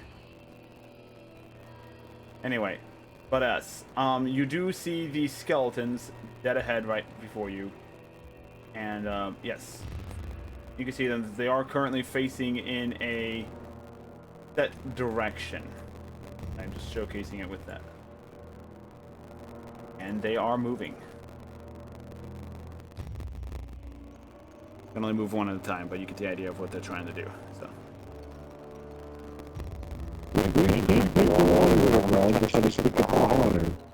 It seems like people one of those churches is staring at each other and they don't know what it is.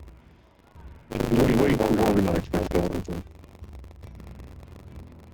As a note, this is after one round of basic comp. After one round, they're still facing like that. I kind of want to see if they know any fire moves, so I say we charge in.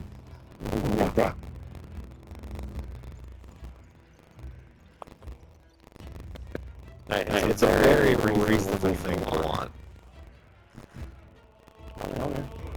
Yeah. Showcase other ones. So, for the sake of that, you're not in combat currently. So we're gonna go kind of turn-based order, but we're not doing initiative rolls and like that. We're gonna go on the stream order side of things. We're gonna start from the right-hand side and go left. So Hanyakusha, what is your movement during this stealth action? Kyoku, for the sake of the fact that he is not here, he will be going last. So, Hanyakusha, what are you doing? At this time, they do not notice your presence.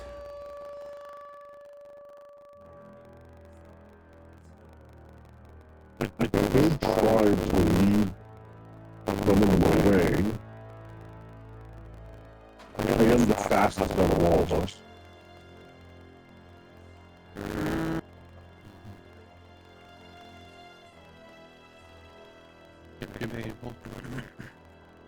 Occasionally I'll try to catch their attention. I'm doing one pound to the right?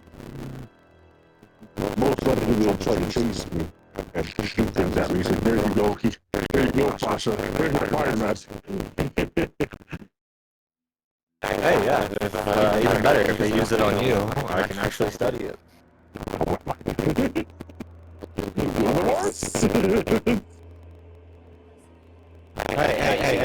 Hey. It's my birthday, and for my birthday, I want a new fire spell. I'd have a new charred friend, too, while you're at it, No, Kyoku's okay. And he's not a new friend, I've known him for a while now. Oh my god, dude. I got 45 feet.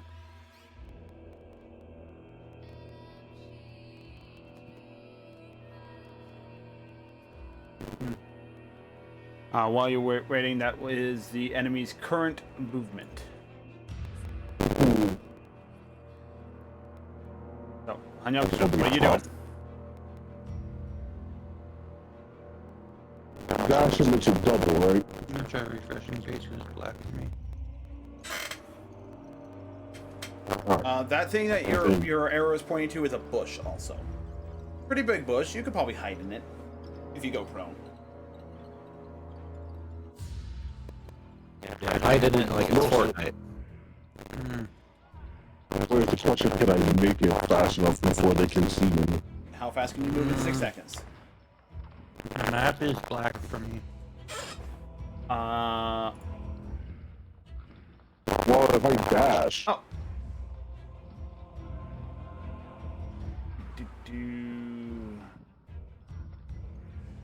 If I dash, I can make it.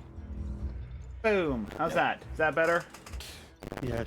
That would help. Wait, do you have dark vision? Go fast. Me? Barb. Probably. Double check the here so you go fast. Anyway, what are you doing, Anyakusha? If I dash, I could probably make it, correct? You have 45 feet of movement? Yeah. That's 45 feet of movement. 45 feet of movement's right there. You can hide. I can basically say that you're hiding behind the tree. Dashing would get you to there. No, I'll get the thing. I was too lazy to switch out of the cone. Which direction the skeletons we're looking at? Currently, they're facing this way. And go away.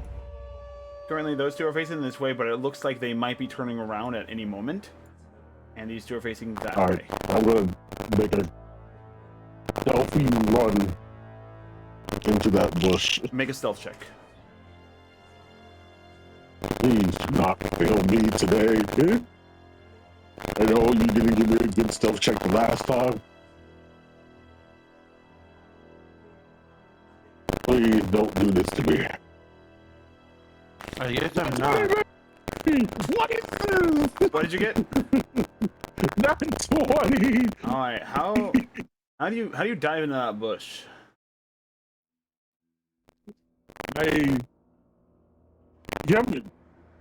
Peter, you see Double Man, right? Vaguely. The newest season. The newest one. Not really, no. Okay. I'm gonna send you a gift later. Alright. Actually, I'll send it to you now. Alright. That would just explain it all. Alright. So there you go. You guys see Hanyakusha just dive in. A nat 20 stealth check? I'm gonna say we didn't see Hungakusha even move. Oh yeah, fair. They saw it, they turn around, he's gone. Yeah, there is some noise, and the skeletons do turn around, and they kind of look around, and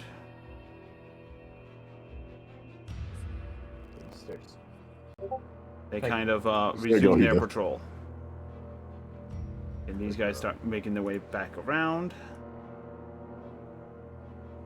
I get as low as power and go in a full-on wide sprint. I send Heat to the game so he knows exactly how to describe this. There, there. Facing that way, facing that way. You are unseen. Let me see. Oh, that one. Yeah. Yeah, basically he just like full animated and like ridiculously low, fast, agile movements and everything like that. So, Rabbit, what are you doing? You see Hanyakusha move and the skeletons, at least the skeletons out front, are doing stuff. Rabbit said BRB. No, I'm back. Alright, so I am not nearly as fast. So I'm just going to try to sneak over here. Alright, mark it out on the, where you're moving. Alright, you move slowly and methodically. You are not getting closer to them, so you do not require a stealth check at this time. So you are moving up the thing. Barb, what are you doing? I'm going to give Moonlight the command to stay back with the gear. And I'm going to I'm gonna hover from bush to bush, lower to the ground. Well, you're next to trees right now, but yeah, go ahead and move up to where are you moving up to? Well, I got another question. Yes. Based on the map. What is there like a building or something Yes. beside these skeletons? Yes, the giant wall that is right. Where is my measuring stick? Yeah, this right here is an entire wall. How tall is the wall? It is very tall.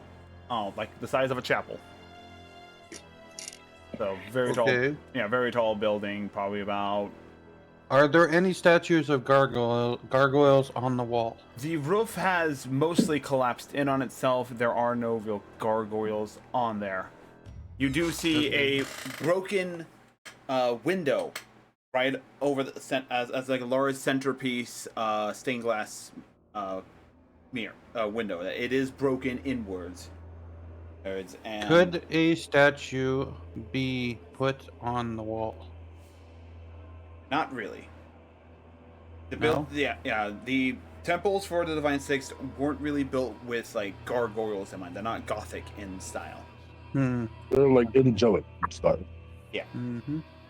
Yeah, they were built during an ancient time where the stylings were a bit more angelic and more divine in nature, everything like that. Later renditions in more modern society may have gone with like some of the more Gothic looks, depending on locale, as a means to like ward off darkness. Alright, well, and I'm creatures. gonna try and move into this tree and then just try and decide what I want to do next. I don't know yet. You move there perfectly fine to the thing. Phantom, your turn.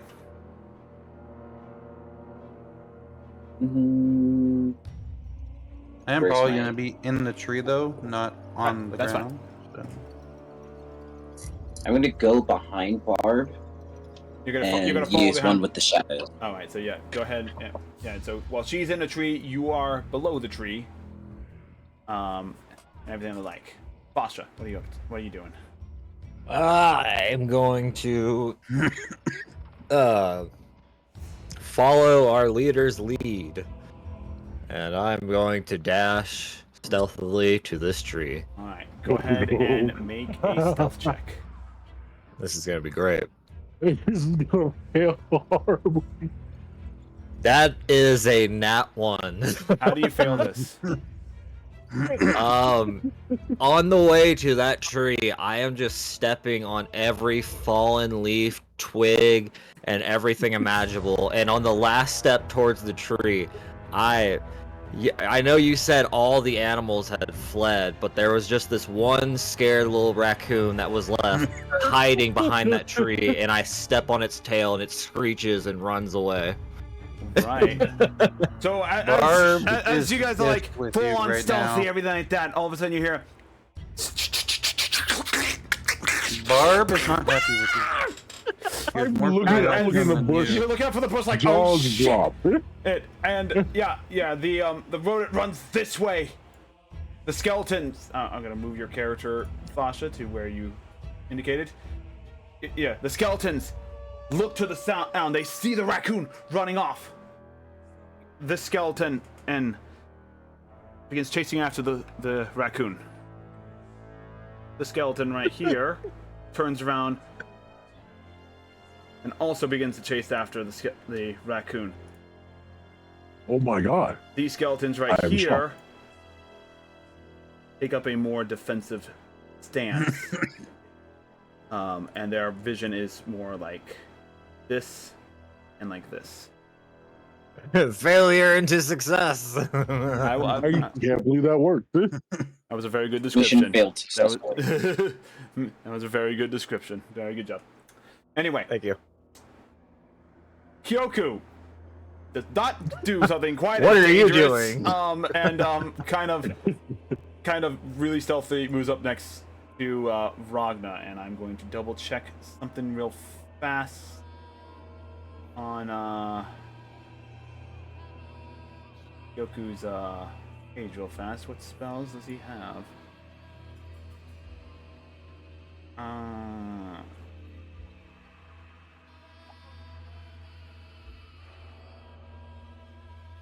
If he's got a magic stone, would be amazing here. I'm looking what he has right now. Because he has 2 books, but 2 sets of different spells. Unfortunately, he does not have much else here.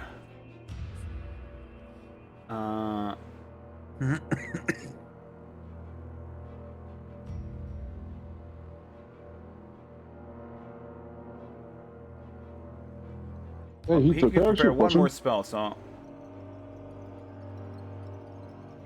I'm gonna say that he prepared that spell. Why at a didn't I have time this? there. But yes.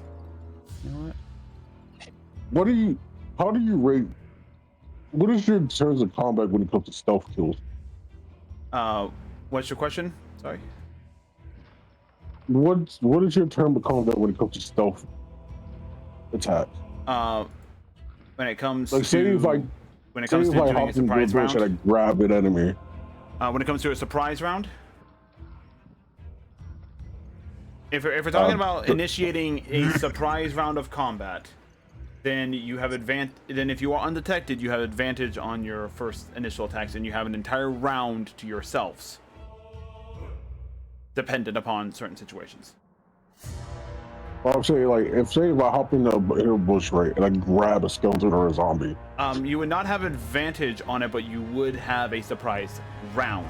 That round would be you get your own round, then you roll for initiative, and then whatever the initiative is the round that happens. So it's not an instant death for that creature. It's not an instant death, no. Not on tough enemies. If it was a weaker just wanted to enemy, make sure before I decide. yeah, if it was a weaker enemy, possibly, but as you get a closer look at these skeletons, yes, you have fought these skeletons before. They are not that weak. Yeah, I wanted to make sure that before I did something stupid. Yeah. But yeah, they are basically right now how their vision is. They're kind of looking like this. So they're standing in position and they're like rotating their vision. They're kind of like crisscrossing their path.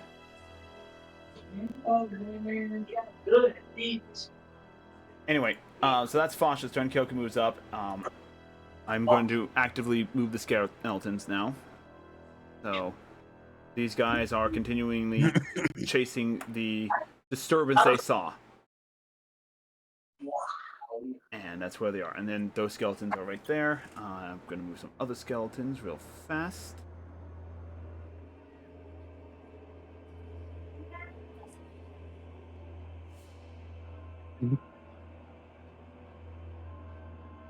Awesome, their birthday privileges. we all know I'm God's favorite. Okay, so Who said that? my character sheet that has a feature called Favor of the Gods. Denied. Alright. Skeletons a move. Hanyakusha. As you're watching these skeletons, this guy who was originally looking out this way has turned his vision to about here. This guy who was looking out this way has turned his vision to about here.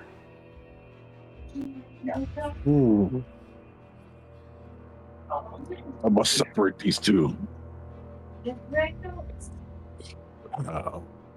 There are little rocks and pebbles near you on the ground that you just notice from your passive perception. But it won't be You do not know I'll this. find like a decent sized rock, like the size of my fist, out of rock. Alright, yep, you find one. I am going to huck it as hard as I can this direction. Alright, make a sleight of hand check with your strength modifier. My strength model. You're throwing a rock, but you're doing it stealthily. Alright, so a stealth modifier. My strength modifier. Yeah, it's sleight of hand with strength modifier instead of dexterity. So do I still get the +5 from my sleight of hand, or like am I adding both the sleight of hand and the strength modifier, No, or am I just using the strength modifier with sleight of hand? Whatever your strength modifier is, and if you're proficient in sleight of hand, you add your proficiency bonus. Otherwise, it's just a strength check. Okay, then I was just stuff right there. Yeah. Yeah, but it's under the guise of sleight of That's hand. a 9. That's a 9. Alright, make a stealth check now. Just a straight stealth check.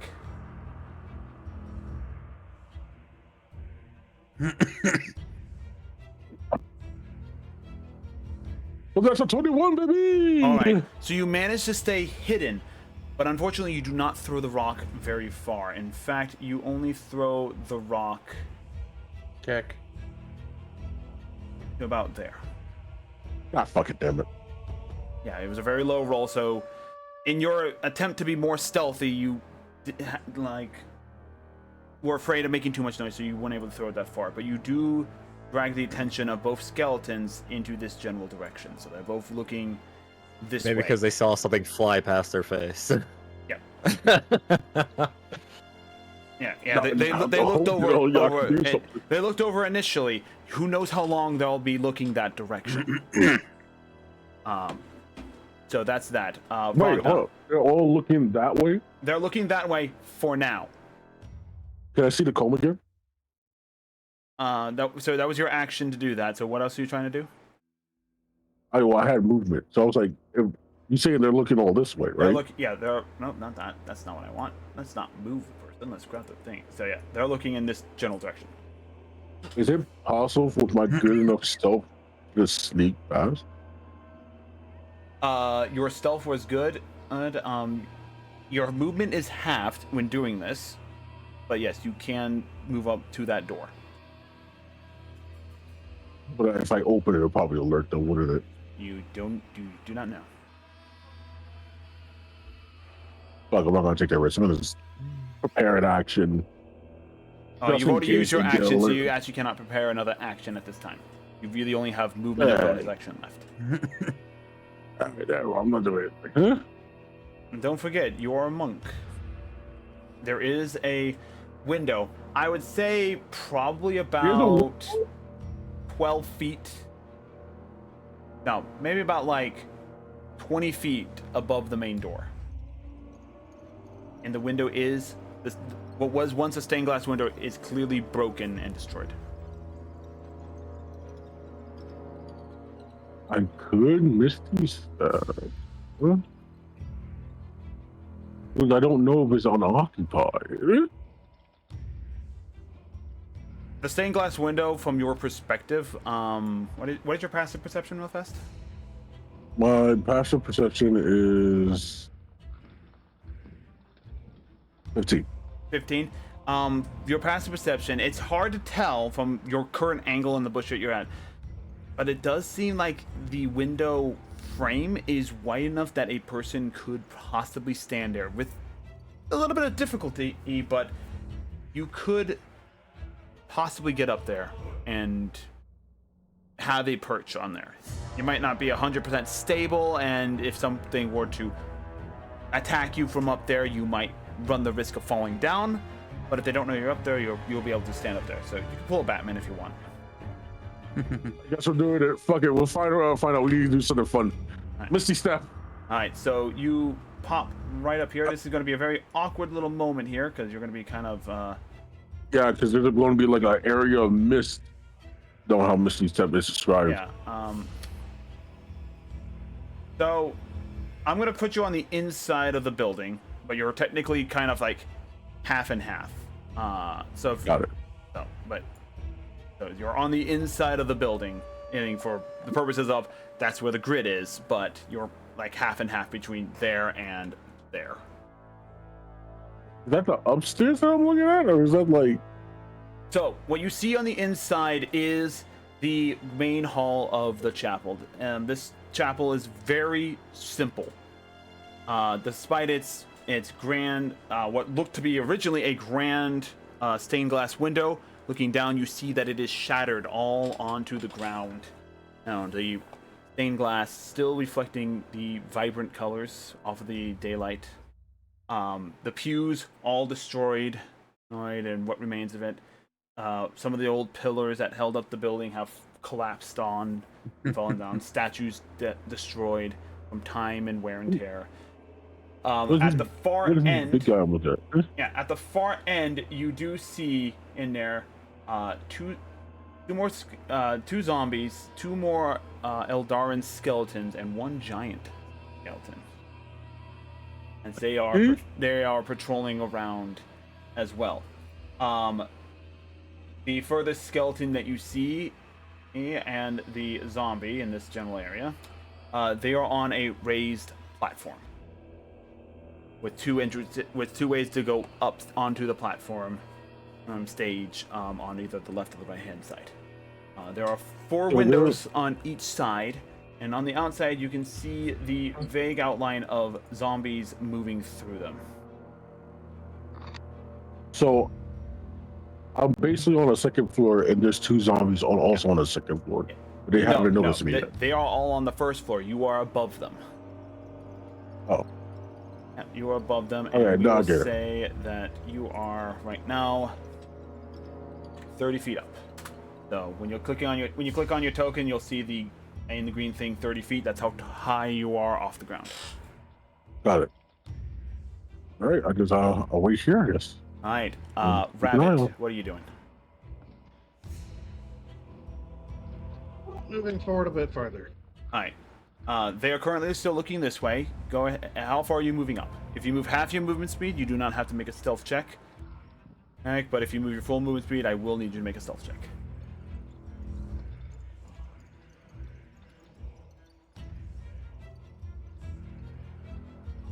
This ain't take that time. Is that including the dash?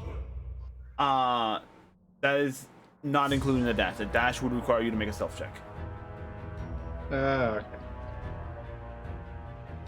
I guess I'll stay here trying to hide behind the tree, but Alright. can't Yeah, quite make it to the I will tree say yet. that for the sake of you do make it to behind the tree next to Fasha. Alright.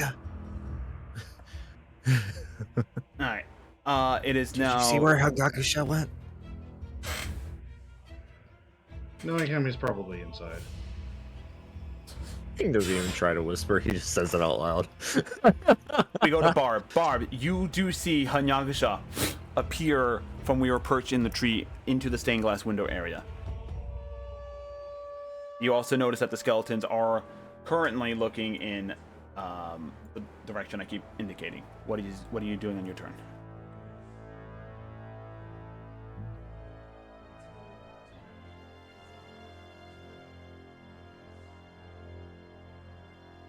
Diva?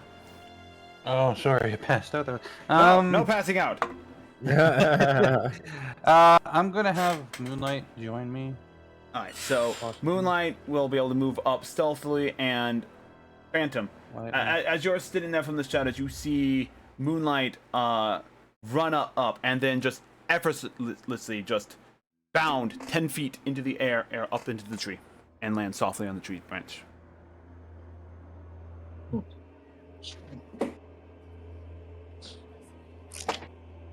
Where the heck did Hita go? Or Hanyakusha, whatever. Yeah. So again, Hanyakusha is currently here for your vision purposes. So you see where he's at? Okay. Yeah, but for his vision, I have him on the opposite side of the wall. I can't really get rid of the wall thing, but I will put a temporary Hanyakusha token down. So Hanyakusha, you're gonna have double vision. There you go. How long will 2 rounds last if I want to move? So 2 rounds will be the next round to you, and the round after that to you. Okay. Of sight beyond sight. Is this what true sight is? My ultra sight finally awakened. My Sharingan. Anyway, so what are you doing, Diva?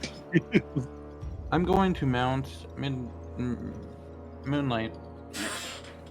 Get on and and then use the blink ability. Yeah, we're gonna use the blink ability. All right, so I'm just gonna double check the distance that blink travels because I forget how far it travels at times.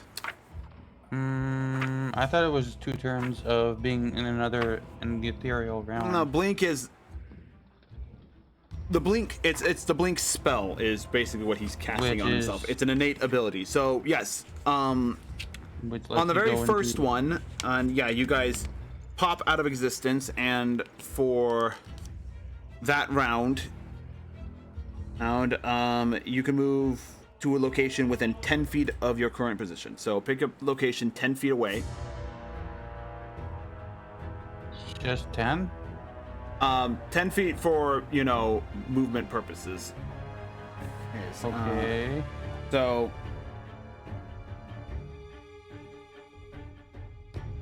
we'll do this. We'll do it like this. So, on the initial thing, we'll say that as you mount him, do you tell Moonlight where you want to go? Yes, I want to go through the door. All right. Is it closed? The door is closed. How high is the window? 30 feet. Uh, So, but you tell like, so are you telling him to go to the door? Or are you telling him to go to the window? Can he go to the window? Moonlight looks to you. He jumps out of the tree, and in mid-flight, you go out. So he jumps 10 feet, and then reappears in this tree. There. Okay. Alright. But that is his action for the turn. So, from there, Okay. I'm gonna have you roll a. Actually, no, we're gonna leave it at that. Yeah, because it's not the traditional blink spell, but it has the blink effect, pretty much. So, in actual different scenarios, it gets the ruling for this gets run differently. But for this scenario of what we're trying to use it for, I'm running it like this. All right, Okay. Phantom. So you saw Moonlight jump up into the tree. A Barb hop on it. It jump and flash away. You kind of lose sight of it from there. What are you doing now? I'm gonna move to. Note that these two skeletons down here are facing in this direction, and they are moving away. Move over here. And these skeletons are looking in this general direction. So as a relatively group thing, they are looking in that general direction. Okay, then I'll hide behind this tree over here and Make a cast stealth one check. with the shadow. Oh boy, Yeah, make a stealth they're check. gonna find your boy. Yep. That's what's gonna happen. But I believe one with the shadows.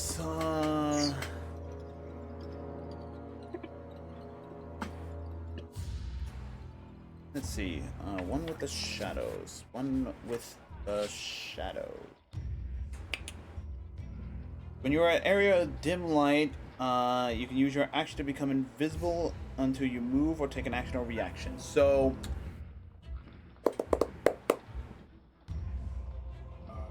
I'm gonna lower the DC for this, but it is not at advantage because you're not invisible at this time. So the DC is gonna be lowered. I'm not telling you the DC. That's what you're gonna have to figure out. But go ahead and make a stealth check.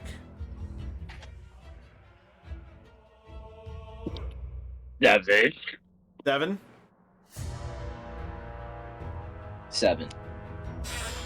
Second, because you're in forested area, and you are moving out from shadow to shadow. Hey, that's a roll I made. Is indeed a roll that I made. Well, Fasha, as you are the next in line, you see Phantom. As you peek around, you see Phantom move out, and it's obvious to you, oh god, he's gonna get caught. But for some reason, the skeletons kind of react, but don't react at the same time. I'm just gonna do this real fast.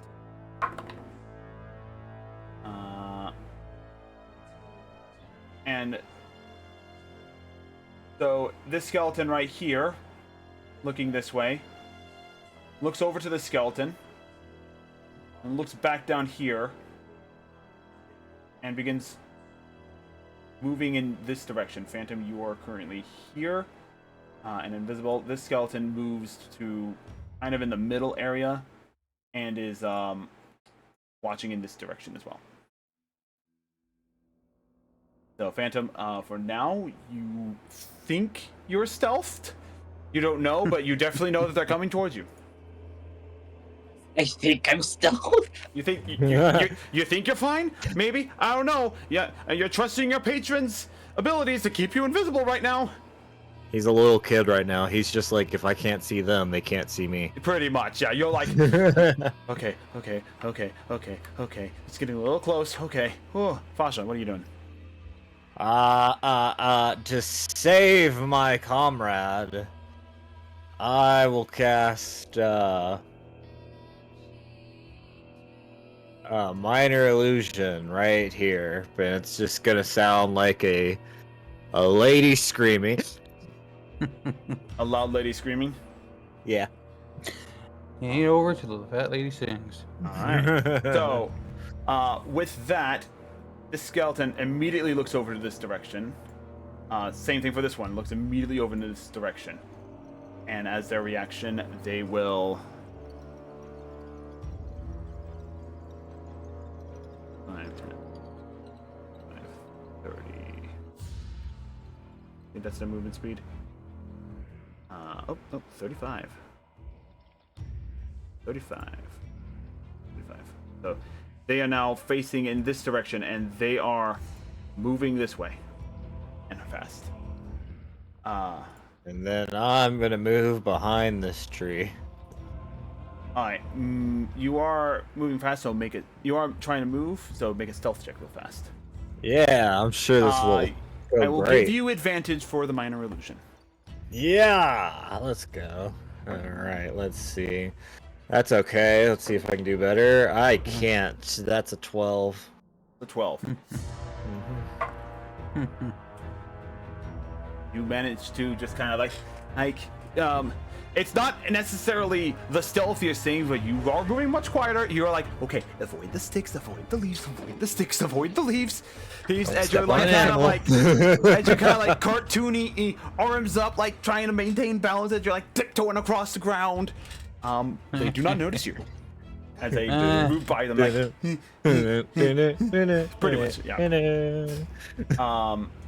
Kyoku sees this and moving very slowly moves up to Ragna, and that's where he's going to go.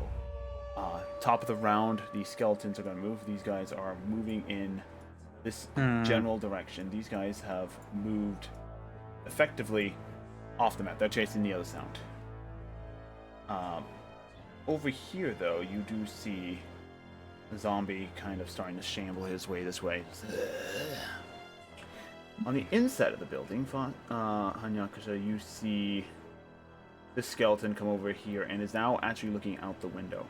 The giant skeleton moves over to here. This guy moves down here. This zombie starts shambling his way over to here. And this skeleton starts shambling his way over to here as well.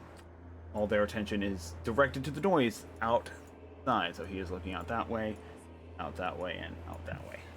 Does Hangakusha get worried because all of a sudden he heard a woman screaming from outside? He can see outside.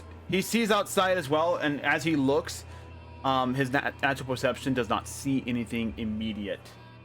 And then he sees you doing the Pink Panther stealth by, and you want to make a general intelligence check on Yakusho, or use passive intelligence. That's your call.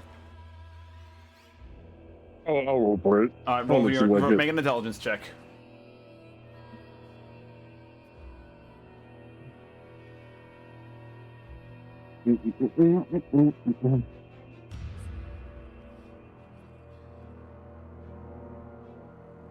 Yeah, that's an 8. That's an 8. He's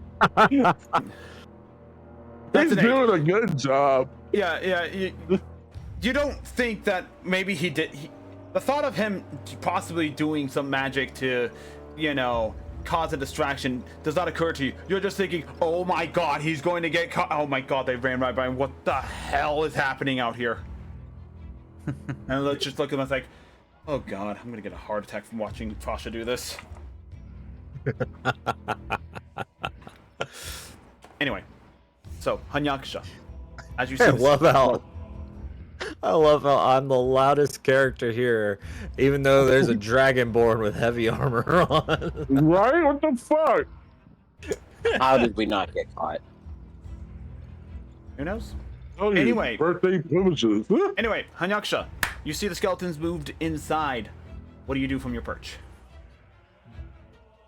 I will also note that as you kind of look in, you do see two doors. One is over here on this side, and one is over here on this side. They are both closed. Hmm.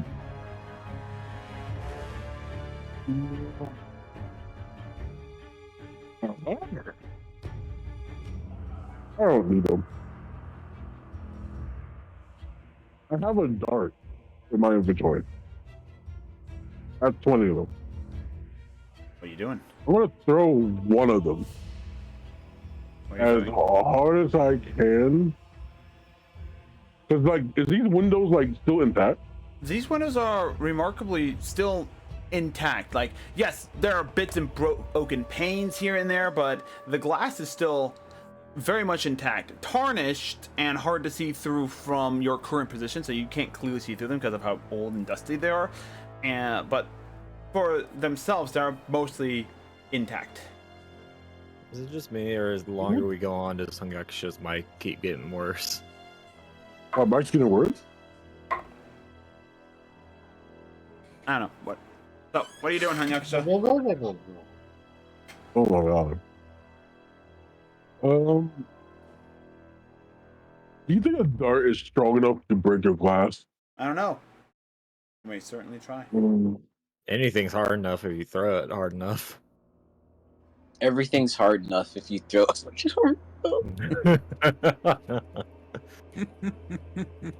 Go ahead. Technically true, scientifically. This mirror Physics. at this momentum. window.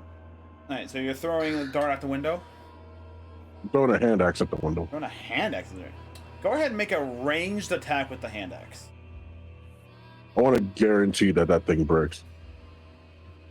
Oh. Is that a range attack with a hand axe? Yep, range attack with the hand axe.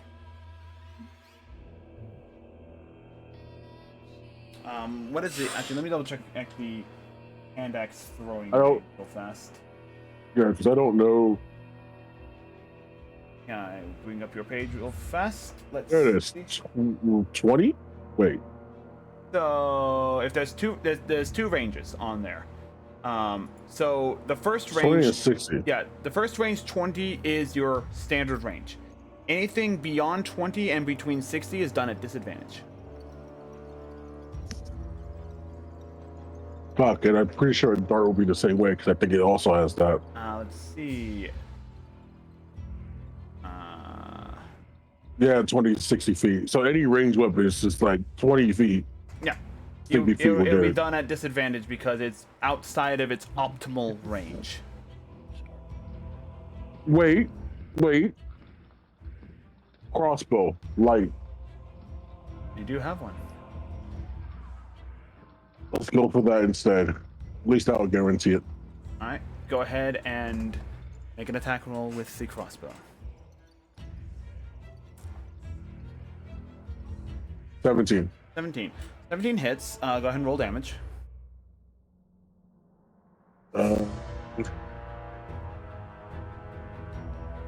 12. 12. Yes. The arrow flies out with a shatters right through the pane that you shot through. That one little pane in the multi-paned window shatters and breaks. Oh my god. The skeleton, and in fact, actually, I will say that that window is technically now opened. I was hoping to shatter all of it, but that were, I guess. Well, no. Point is that the skeleton moves over to here. Zombie fine. This skeleton hops down from the altar and starts making his way over there. Zombie fine. Come here. All right, for the next few turns, I think that's all I'm going to do is shooting out windows one by one. The other thing that you notice is that this side, on the left side of the room, this door opens up and a ghoul kind of, well, I wouldn't say really open. Let me double check real fast. No, this door is shattered at an open as as the ghoul kind of rushes out. I'm glad we are not that we went to Stealth Rail. A giant skeleton. There is multiple horror creatures. There's a ghoul in the back with this Kool-Aid man, the door. Oh yeah! Anyway. That guy is built different. I don't want to fight that guy. Yeah. Well, I shouldn't say he doesn't like completely bust the door, but he does burst through the door, which causes it to fall off its old rusted hinges and falls to the ground, so it's just permanently opened. That's a little bit heartwarming. Yeah. But yes, that is what you do. You're not moving from that spot for now. Yeah. Actually, do I have multi attack? Because I probably could shoot another one. I will say that with your passive intelligence, what's your intelligence? I mean, that's... 1. With your passive intelligence and combat wisdom, passive wisdom, with your passive wisdom, it's not wise to push your luck in this regard. Alright, fair enough. Yeah. I'm gonna hold my ground then. Yeah, there you go. So, you, Ragna, you hear the shouting with the window, and I will say that these guys out here react. This zombie immediately turns back and starts going this way. This skeleton, right up front, here, looks back over here, with a head gestures this way, and then he breaks off and starts heading this way while this one continues to move forward.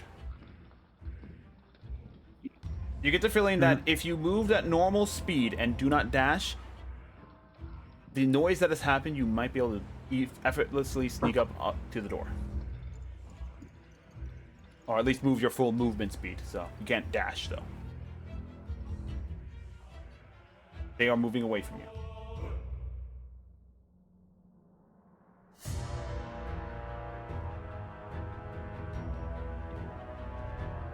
Yeah, I guess I'll have to go up here and wait, full movement speed is still 20. Yeah, so go ahead and move your movement speed. Your movement speed is 30 feet, I believe. That was 20 because of heavy armor. Does heavy armor actually reduce your movement speed? Hold on a second. I don't know. I'll play too much Pathfinder. Yeah, hold on. I'll double check that roll for you. The downside of having knowledge and multiple game fronts, they don't mix half the time. Alright, heavy armor. Oh, that's weapons. Don't want weapons, we want armor. A heavy armor, what are you wearing?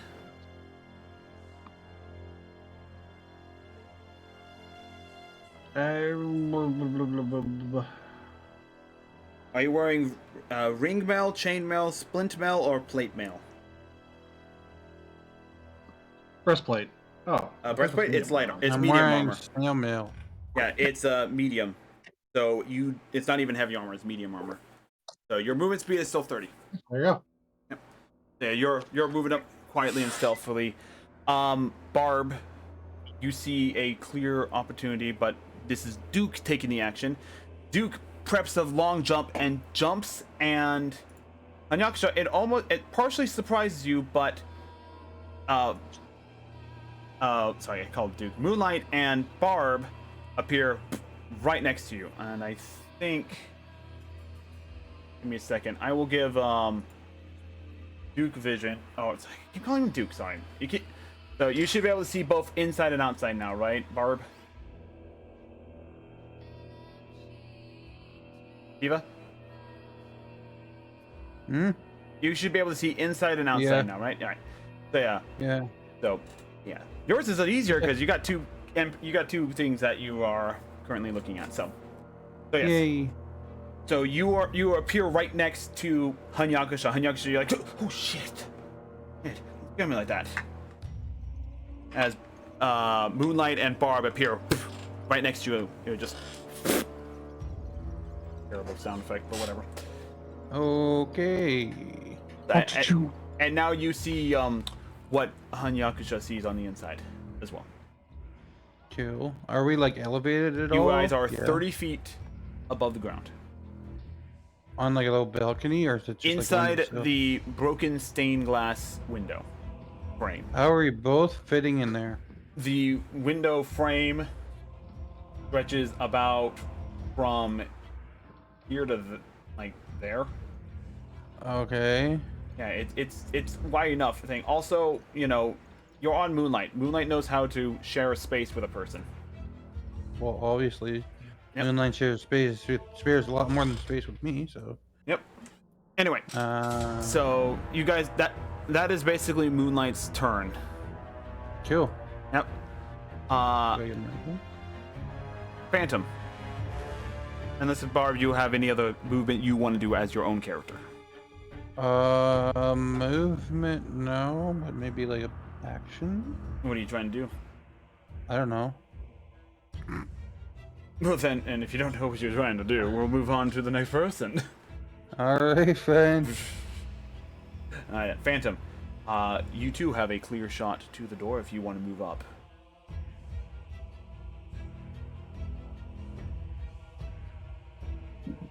Oh, I could have cast Fairy Fire. Yeah. So, Phantom? Caleb? Yep. As you hear the skeleton run off, you guys... you relax, and yeah, you have a clear shot at the door. I'll just go to the door. Nice. You're welcome. You move up to the door. Do you do anything at the door?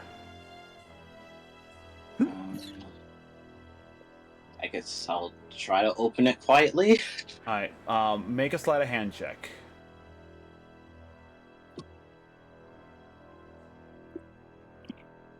Sleight of hand, sleight of hand. Yep, and we'll say go with advantage, because there's been a lot of assistance in this regard. Okay. Highest one is 21. 21, Natural, yeah. 18 plus. You manage to open the door quietly. You can kind of start seeing inside. Showcase the players what they are seeing, what Caleb is seeing.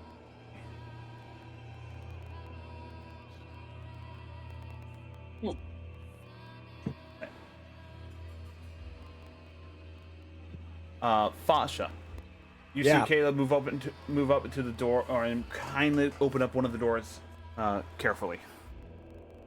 I see that. Yeah. Yeah. What do you do? Oh, is it my turn? I thought it was still Caleb's. It's your turn. Alrighty then. His action was opening the door stealthily. Alright, well, ooh, the choices. Let's see. Where's my little theme above? Let's see. I will take the stealthy dash action and get over here. So your stealthy dash action would be to move up to the door. Oh, has he not unlocked it? The door is open, yes, but as soon as you get closer and you see inside and you see the undead moving on the same level that you are, I will give you a moment of pause unless you want to just burst in and possibly make another stealth check. Yeah, we'll make another stealth check. They've been going so well so far. You know? Yep. So, alright, let's do it. Ooh, man, I'm really not a rogue. That's a 4.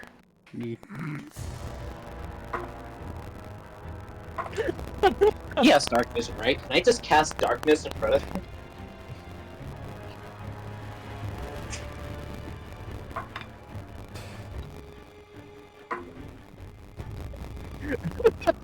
I can just see Hita just cringing behind his board. Alright, so as you come in, you start stepping on the glass.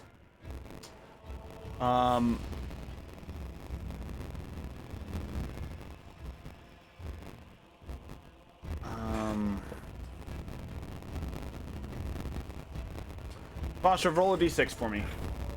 Sure, why not? The glass breaks and or the zombies. 5. The giant skeleton's head goes from looking this way and starts looking this way. Hey, so it is a slow turn right now. Just All he hears. I know I don't got nobody trespassing my. So that is your movement that you are doing, Fasha. You have one action to try and avoid possible detection. What do you do? Do I really have an action? I have to take a dash action to get that far. Wait, we're in RP stealth mode. Alright, Oh man, this is not good. Okay, do I see anything I can duck behind? There is a rock right here. Can I make a stealth check. Make a diving stealth check. So diving? Yeah, I want to dive over there because this is stealth has been going great for me so far, guys. I don't know why it's a problem. Ooh! You can't make this shit up. It's a nat one. How do you fail this? Oh my god, again? How do you fail this? I'm gonna say that since I was in such a hurry to hide, I didn't notice the glass that I was just jumping onto, diving onto, and it shatters, and I take 1d4 slashing damage while I'm gonna make it 1d6 because you're kind of haphazardly trying to hide. Yeah. Well, you want to do 1d4 slashing damage. Well, don't worry. You take 2 slashing points from the glass and the legend's been hitting the rock. Well, regardless, it's 2 points of slashing damage. Yep. Good job. As you kind of stifle a thing, and you are prone currently.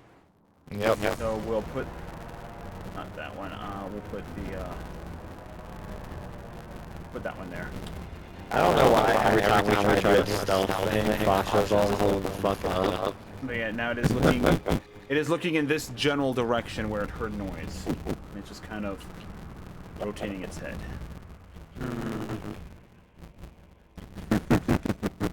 And we're not getting in the windowsill, are we? He's not looking up.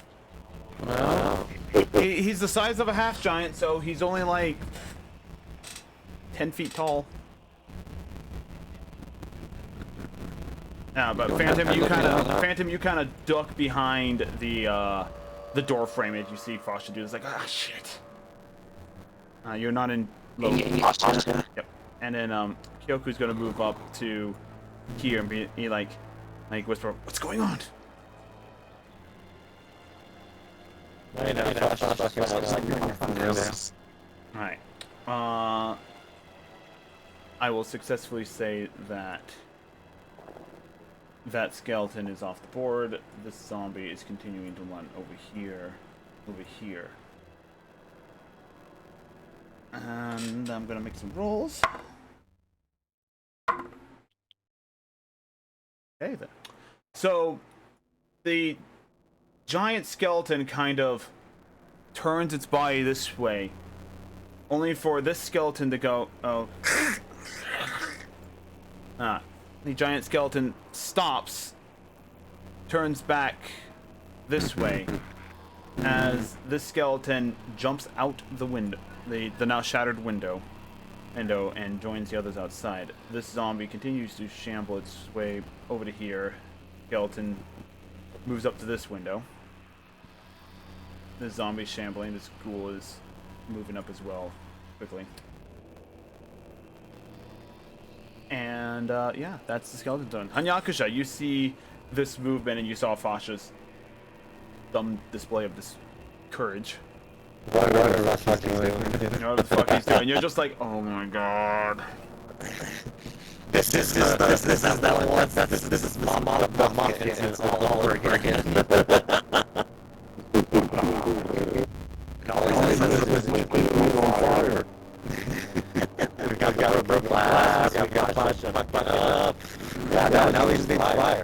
I can smile out of those things. Oh, my girl. Yeah, I think she catches fire as well. Yeah. They have not spotted them. They have not spotted them. Good thing they're dumb. Skeletons. It's your turn, yes.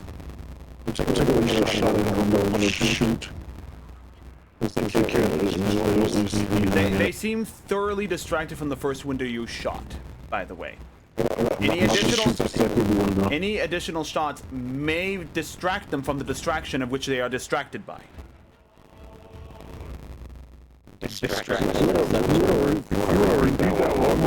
Any further distraction may distract them from the distraction that was already distracting them.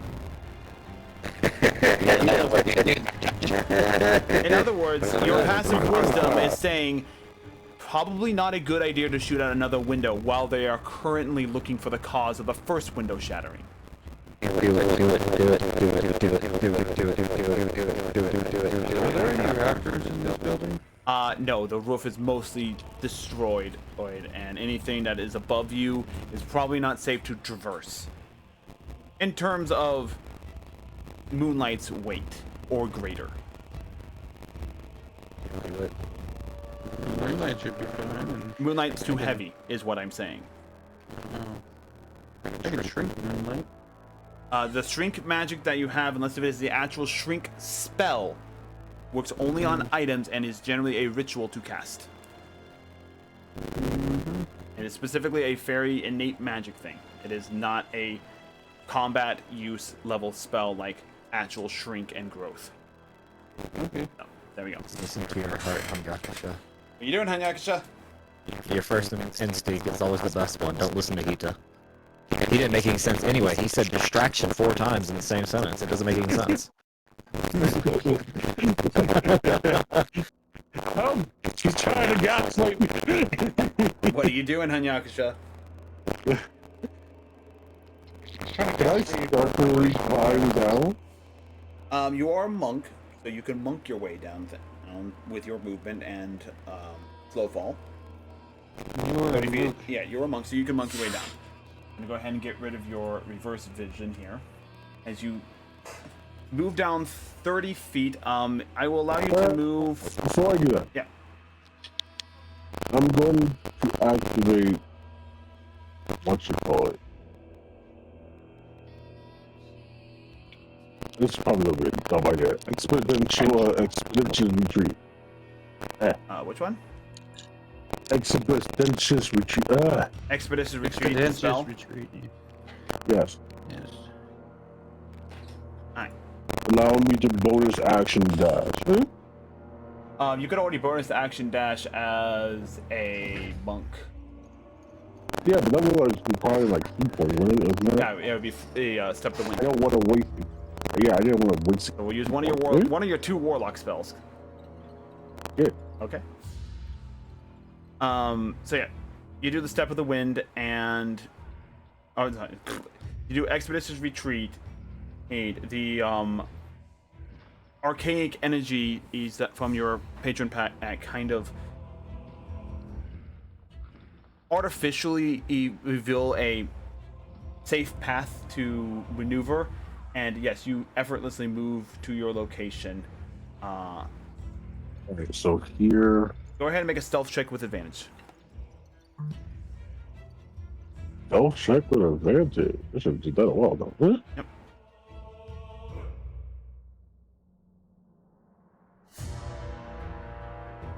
Yes. I want to do it with him. I don't remember how to do it. There you go. With advantage. What'd you get? I like how I rolled the same number twice. 22. 22. Yeah, you move there perfectly fine. So you run past Foster. He's like, ugh. It's cupping his hand. I run past Foster, call him an idiot, and I want to keep running. As he calls me an idiot, I telepathically speak to him, and it's just like, I telepathically speak to him, and I call him, and I tell him I may be an idiot, but at least I know how to hide. What do you mean? No, I am. You kind of just like fight the urge to just like, no, you don't. But yeah. The fuck? Yeah. So yeah, go ahead and move And your then character. keep moving. Right. So right now that pillar is That's- actually like a way to obstruct vision. It's pretty tall, probably about like 8 feet tall at its highest point from where it fell down. So it can obstruct vision, generally speaking. So like, Is that a whale over there? what? Is that a whale over here? No, it's a What is broken urn. Like completely shattered urn. Well, Mm, this? a whale. But yeah, Well, that's your well, turn. well. Rabbit. No, not that yet. I have bonus action.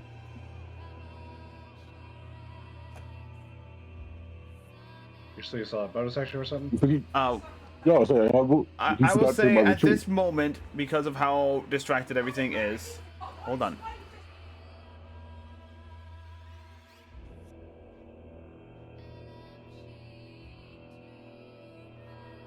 One second, folks. Yeah, take that. Technical difficulties.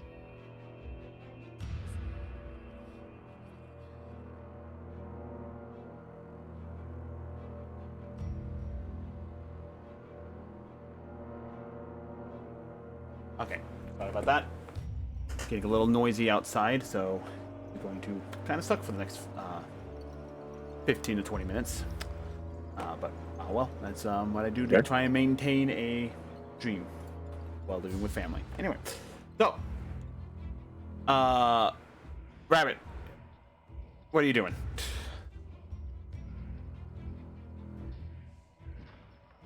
It is a trash out here. That's a big boy. He just shouts that Rabbit sounds out. That's a big one.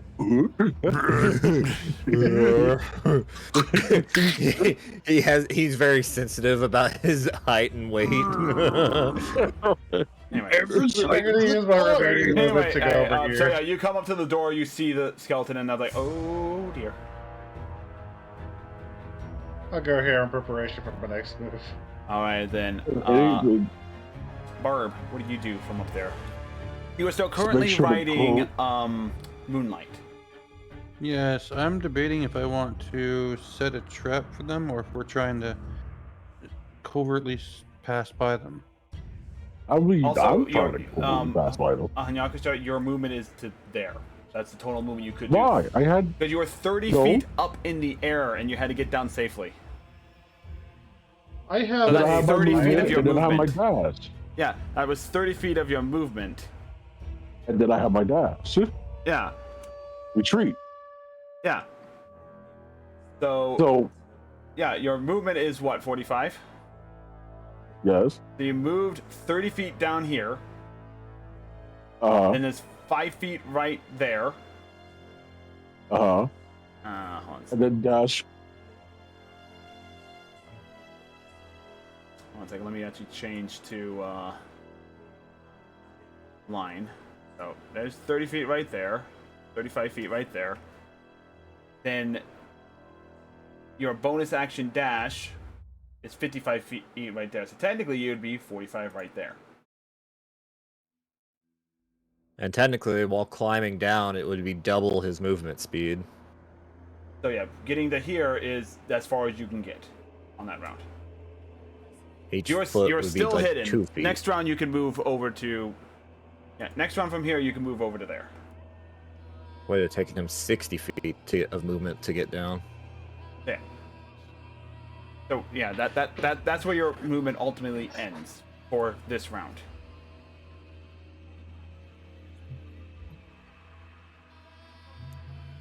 Mind you, like I said, if Barb does the same thing, that's about as far as she can move as well.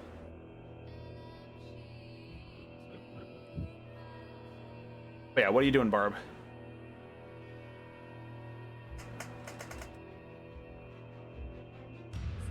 Eva, Yeah. I know it's getting late. Sorry, multitasking. I'm going to have Moonlight. I'm just gonna follow the group. All right. Along like. Whoops. Let's turn Do you that want off. Moonlight to start moving you in the direction of Hanyakusha? Sure. All right. So, utilizing his natural blink ability, he gets down, and again, you guys move to roughly that same location. Kill. All right. Phantom. You see that most of the undead inside are focused on the outer area here.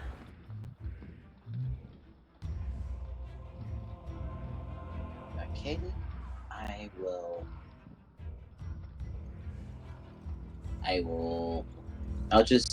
I'll move. Probably right here and use one of the shadows. If this is a shadow, I'm assuming. No, when you walk in, it's gonna be like that. It's not. It's a shadow. It's not like dim light. But like it's pretty bright in this room. It was darker by the trees in the outside area due to how thick the tree canopy was. But inside, there's not much. It's not like full dim light shadow where it's like you can just meld into the darkness. No, so it's still pretty bright. It's just shadow. It's just it's shade is more or less what it is. It's not shadow. But Fine, I'll hide behind the flipping rock. But you can hide behind the rock if you go prone. If I go prone, all right, fine. You go over here, and you kind of stealth over there. You can go prone next to Fasha. You see his hand is bleeding. Telepathically speak to him. Be careful. There's glass. I just think in my mind, assuming that he's reading it. No flipping shit. Nope. Couldn't hear that. I'm not casting detect thoughts right now, and it's not a two-way communication. And so, Fasha, yes, it's your turn. All right. So, what is it? Half my movement speed to get out of prone? Half movement speed to get out of prone, or you can crawl on the ground at half your movement speed. Nah, I'm good. I'd rather just use half my movement speed to get up. There's glass here. I don't know if you know this, Ita. All right. So you quietly stand up. We should have been in combat. So if I take the dash action, does the total movement I can move, is it 30 or is it 45 at that point? 45. 45. Okay. I'm going to stealthily dash. Over the broken glass towards the undead. Is that broken glass? That is broken glass, and you are moving towards the undead, which are here, here, here, here, and here. I was gonna go around these broken benches, you know. There's also a path where the other folks are going. Yeah, but that's where Hungaku's chilling. I try not to imitate, you know. Let's see. He's an originator. Hey man, you don't get cut from broken glass every time you stealth for nothing, okay? I will say your let's see. Yeah, your passive wisdom would tell you that this is a bad idea. Alright. Just because of the broken glass, okay. Just because you're moving literally towards the enemy over broken glass. Yeah, the odds of being detected are high. What if I just avoid the broken glass, but I step over or hop over these broken benches? It's still not a wise idea, but it is better than going over the glass. All right, well, that's as far as my passive wisdom's taking me then. Thank you, God. Make a stealth check. Yep.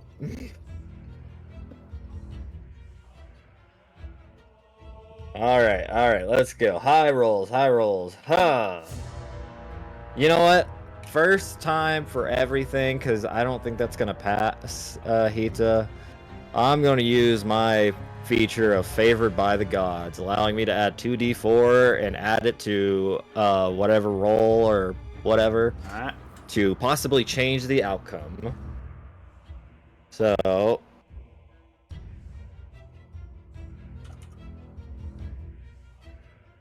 Does a 14 safely stealth me?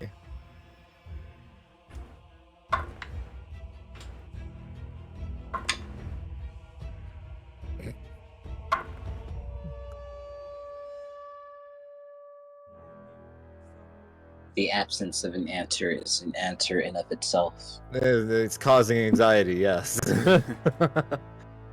We'll say that you move at the same time that the undead move. This undead right up here lumbers itself and kind of like falls off. Doesn't really jump down, but falls off the platform. Just gets back up. The ghoul kind of follows, gets to the edge, stops, and as you get to here, you see the ghoul stop, and you crouch down immediately, hiding behind what is of the pool, of the pew. He's sniffing around, glances in this area, but that's as far as you move with your self check. Man. The ghoul has stopped moving there and is kind of sniffing the air, looking around in this sort of arc. The rest of the undead, this undead kind of shambles up to the window. This undead right here, as I move him, kind of takes up a defensive position in like shield. Its shield kind of held at the window, kind of like peeking out like a trained soldier would. And then there's movement outside that you guys can possibly hear from the skeletons doing stuff. Also, Kyoku moves up as he carefully makes his way in, like goes prone next to Phantom. It's like, oh boy, Anyakusha.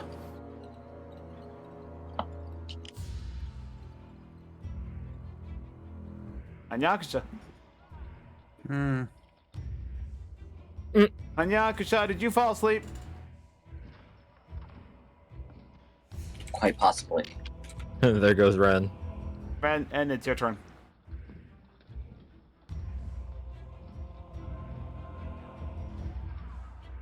Hongaku Boo.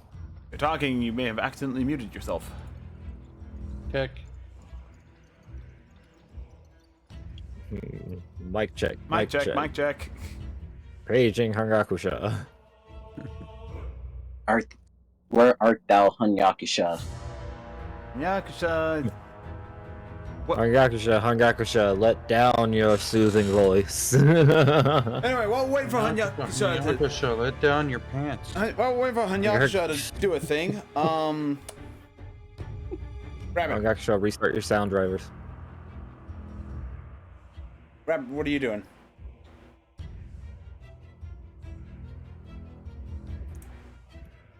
Ragna is also muted. You do see the ghoul looking your direction. That's what I was trying to do. Alright, so It takes a bit. yeah, Hanyakusha, what are you doing? Peeking over. Yeah, peeking over the clash pill, you do see the ghoul kind of sniffing around, looking in the direction of Fasha. Fuck.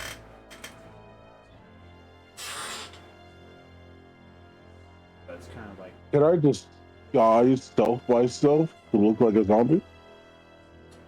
Like I did before? May certainly try. Go ahead and make a disguise self check. Make a performance check.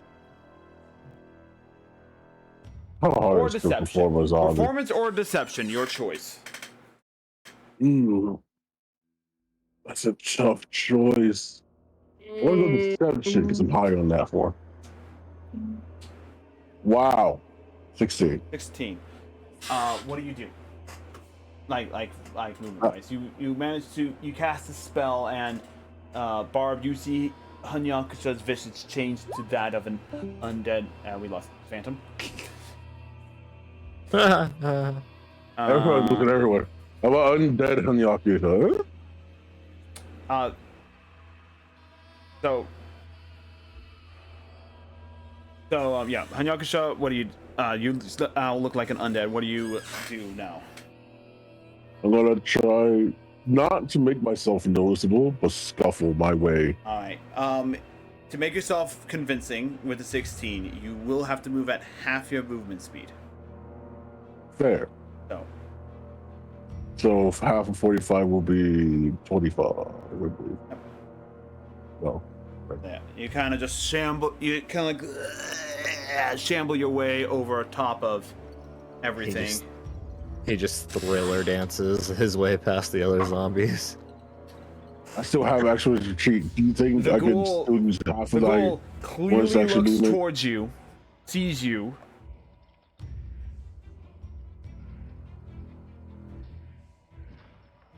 And looks towards the north and jumps off that balcony and moves up to the and kind of starts moving up towards the window. All right. So why is he saying that is your turn? Though. That is your turn, though.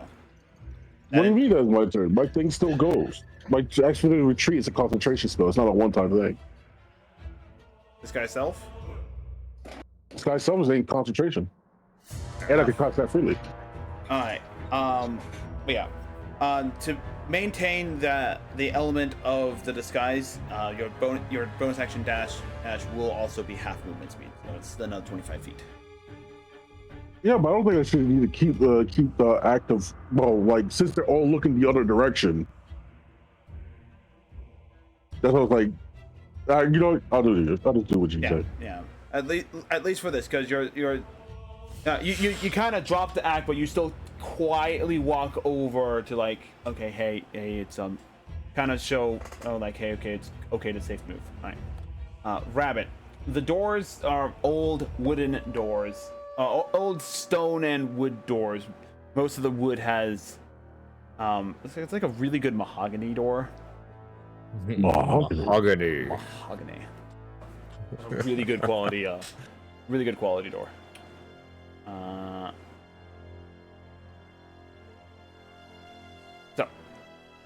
What do you do, Ragna?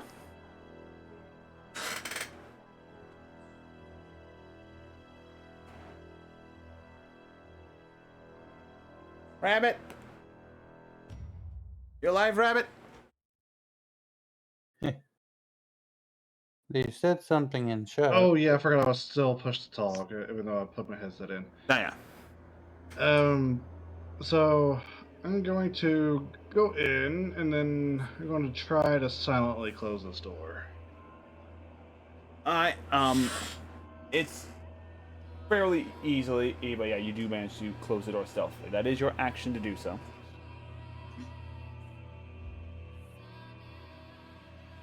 I could hit those 5 zombies and... Moving up, though, if you move half your movement speed, you can do so stealthily. I should probably put something in here to make a good lock on it. Is there like a lock? Does it just open, swing, are there handles?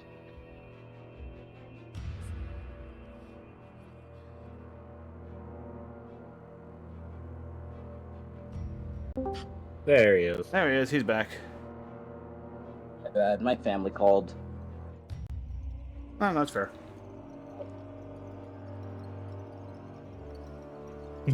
Not now, Mom. I'm playing D&D. Not now, Mom. I'm playing D&D. Playing Dungeons and Dragons. Not now, Ron. Stop it, Ron. Stop it, Ron. Anyway, what are you doing, Ragnar? So you move over to there, half movement speed? Well, first, is there like a way to lock those doors? Or... No. Is it like a deadbolt? No. The locking mechanism, just at a obvious glance, is completely unusable. It's rusted, and any sort of attempt to try and lock the door will probably just break the lock. Unfortunate. Okay, I'll just walk over here after closing that. Alright, so you're kind of just stealthily moving around, crouching down as best you can in the armor. I'll make the clink clank. As well as a hizzle and sizzle. Alright. So, Barb, what are you doing? 5, 10, 15, 20, 25, 30, 35, 40. Okay, that's probably not enough movement speed, but can I see like this area right here?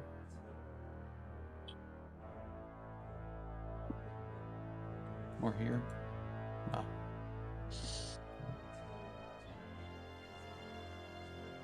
I need to pay the bills.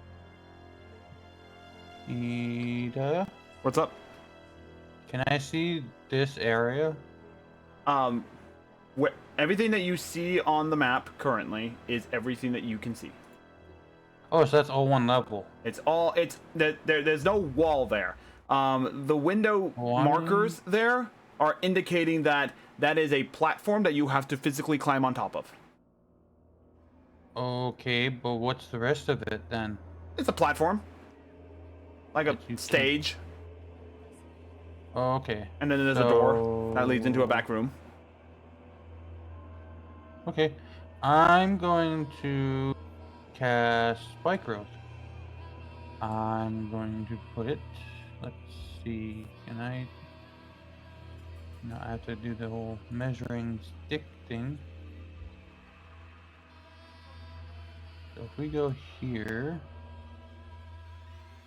There's currently no zombies there at the moment, and I know. Your passive wisdom is telling you that while they are distracted, casting a spell behind them may draw their attention towards that location. Why? Because it's a spell. That doesn't. And spells are not silent. This one might be. The sound of foliage growing out of solid concrete might make some noise.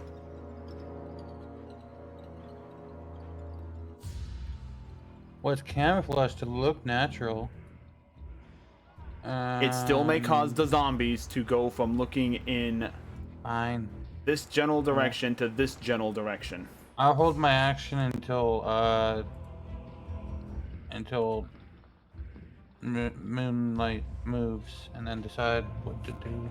Moonlight's waiting for your orders. Okay, move forward. We're still phased out, right? No. Moonlight's little blink ability for RP movement functions different. Anyway, but he depthfully go. What was his movement speed again? I think I put it somewhere. I think it's just should be on the character thing, wouldn't it be? 30 feet. Yep. 5, 10, 15, 20, 25, 30. Blinks up to behind Hanyakusha, and then definitely dashes 5, 10, 15. So 20, wasn't there like a zombie or something on the other side of 25, these windows? 30. So he definitely moves up to there. Okay. Yeah, the zombie has moved beyond your sight of the window. So he moves there, and his stealth is really good. Light on his feet, thanks to the lightweight of the creature that he is, and has managed to bound his way over there without drawing any attention as you move past Hanyakusha. As far as you can tell, he has moved quietly without drawing attention, and you are near to a door. Maybe you shouldn't be that close to the door. That's as far as he can move, though. Can I have him just not go that far and like stay? To stay below the platform? I'm trying to ping. I forgot I can't do that with the measure tool. Just like put me. Come on, why is? Oh, I gotta use this. Oh, you want to stay right here? Yeah, stay behind Yakusha. Alright, so he's gonna move up there then. What's everyone else doing? Just Trying to They stealth say you by. should have been better off on top. Yeah. Trying, not succeeding. Alright, but that's where you moved. So, Phantom. If they even bothered to turn around and look at you, Might have to wouldn't be leave there. early, you guys. You might have to leave early. Alright, you're just gonna keep trying to stealth through? Yep. Alright, go ahead and take your last round, because it is your round if you have to leave after this round. What's so loud, brother? There he goes. Okay, yeah. He's gotta go. Okay, hey. So, Phantom is gonna go on Kyoku's turn. So, Fasha, it is your turn then. Alright, well. With the assistance of Hanyakusha, you have a feeling that you can probably stealth over the queues a lot easier and not have to worry too much about the actions of the stealth there. Gross. Alright. Where do you want to move to? Shit. Nope. Alright, we're gonna hop over here. Alright. And then dash action to catch up with them. Do you want to dash like over to here? Sure. You dash over to here and you manage to duck behind the corner. And you manage to be stealthy about it this time. Somehow. Yep. Meanwhile, these two make their way over to here. Being as quiet as they can, they are no longer prone themselves.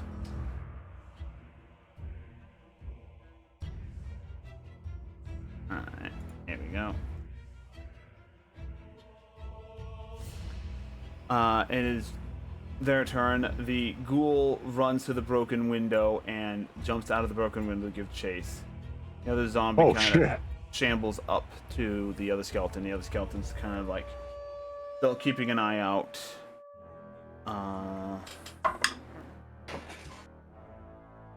Following its directive.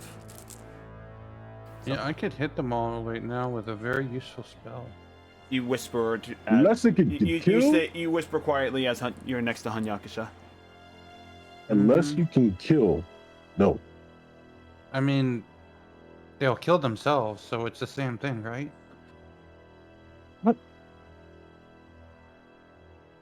What is this spell? Huh? Spike growth, and then they just mindlessly walk through it and kill themselves.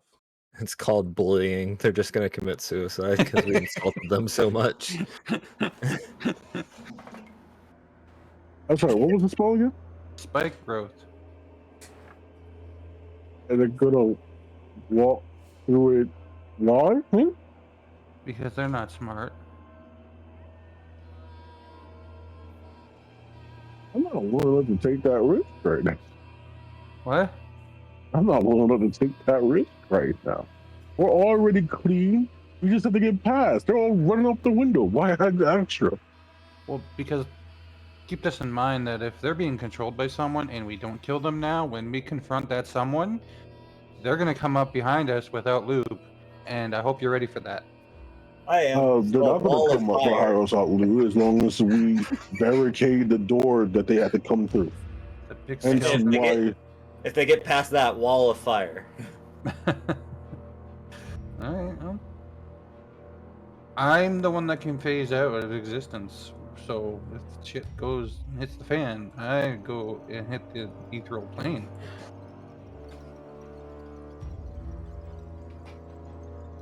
We'll continue with the plan. As soon as we get out of Dodge and everyone gets over here, we'll barricade the door behind us. Who's stuck in the back? That's Rabbit. Rabbit? It's Ryna, Oh. the guy who actually has to move slowly. Ouch. Don't worry, we have all the time in the world. Alright. The two occupied trying to get out the window. Hmm. The main problem was that ghoul. That was the smart one. Mm-hmm. Until I masterfully distracted it.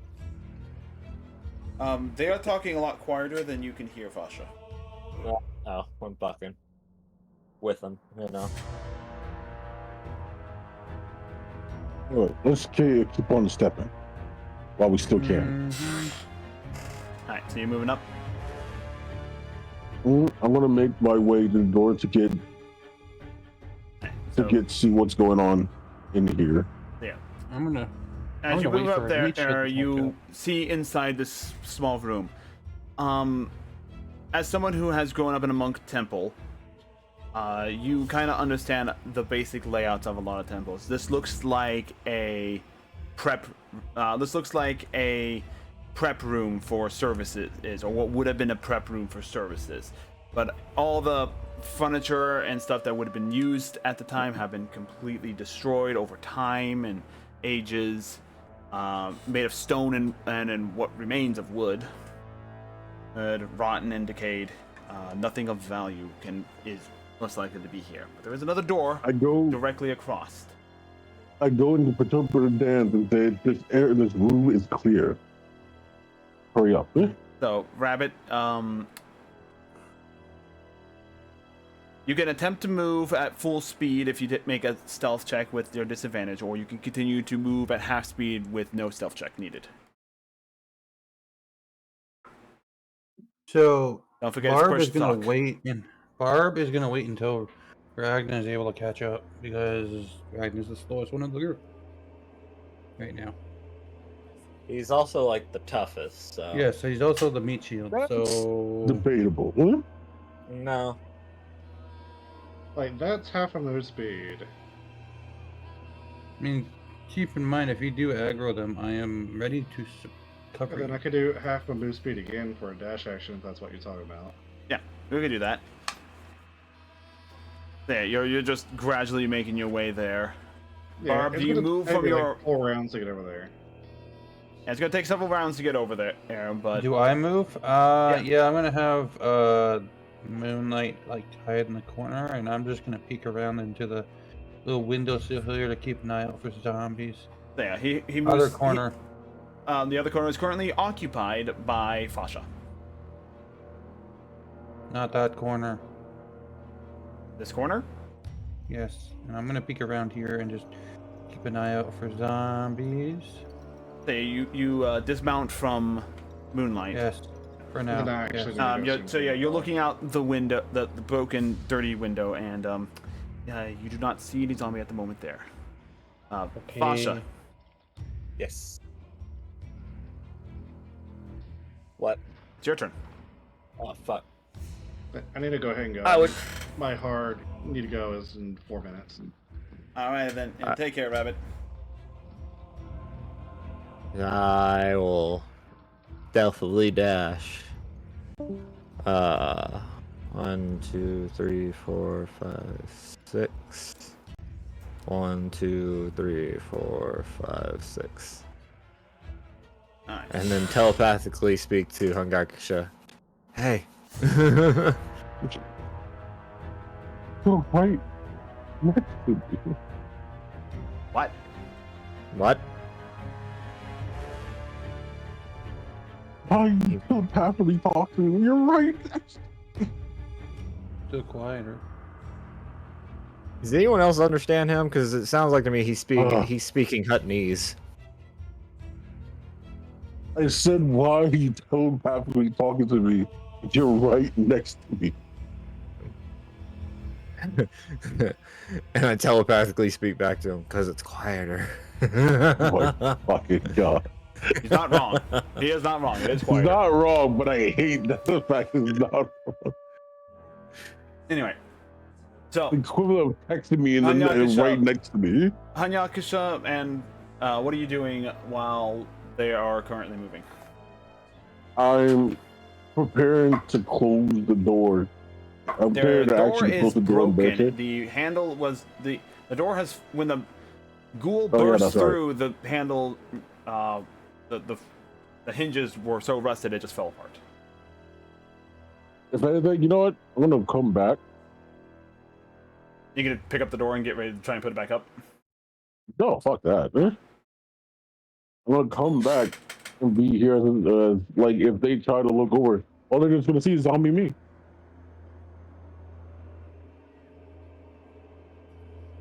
That's simple. Alright, so we'll keep that in mind. Alright. And so we have down 2 players now. Barb, you're continuing to look out while everyone's moving up. Eva? Yeah. Alright. Yes. So, I'm gonna peek out. Nothing there. Alright, so I'm gonna go back to night and just wait. Alright. Wait. And Fasha, what are you doing? Fuck it, man. I got this far.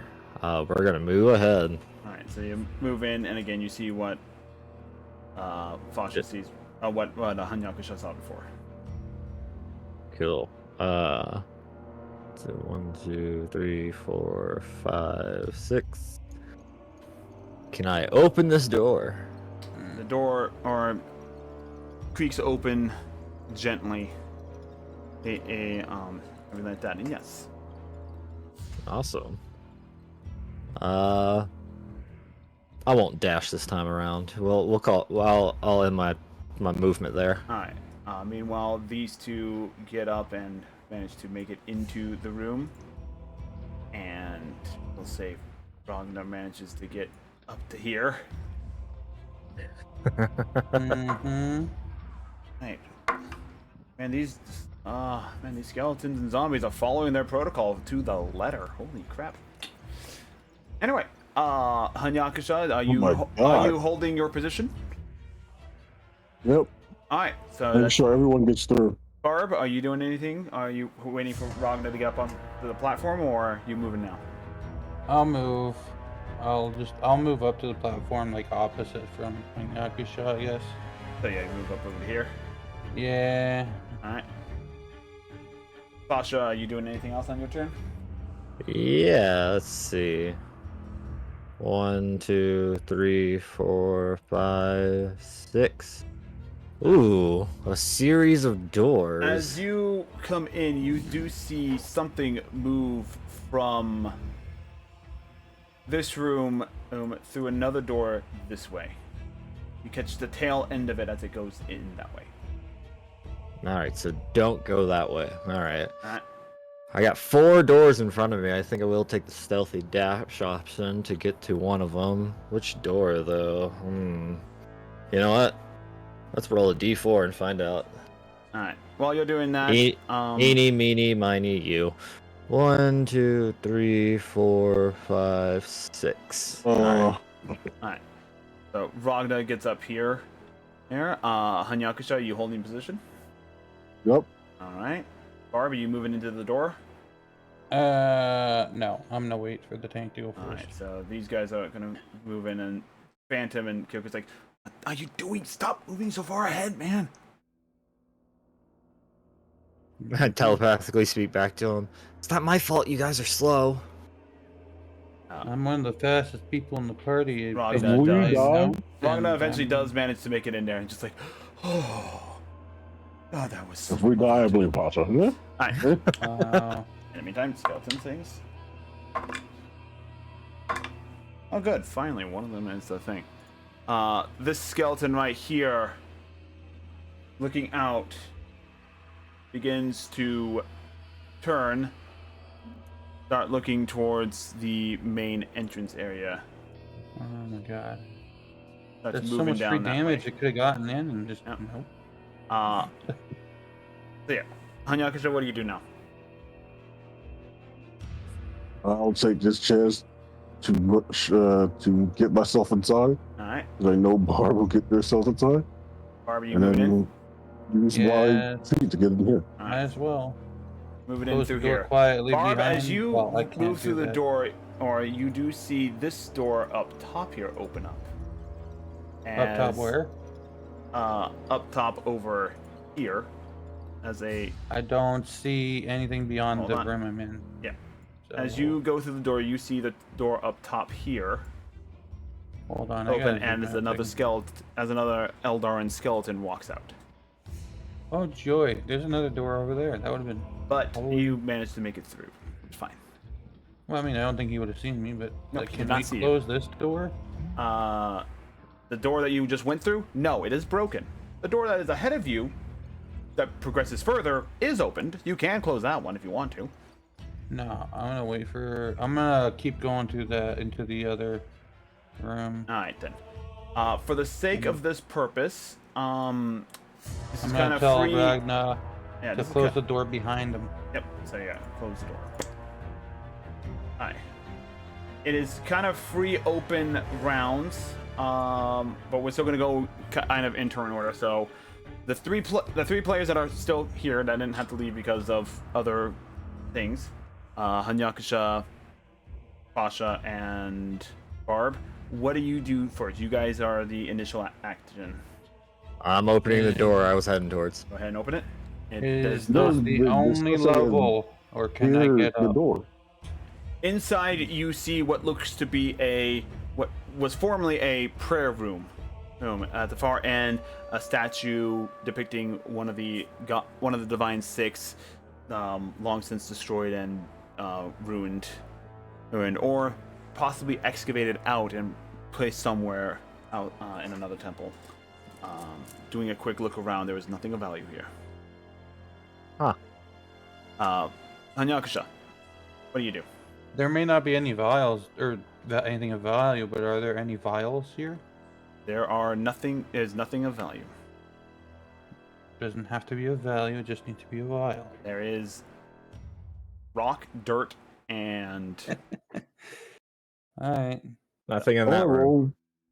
want to roll perception. I want to listen into the door. make a perception check.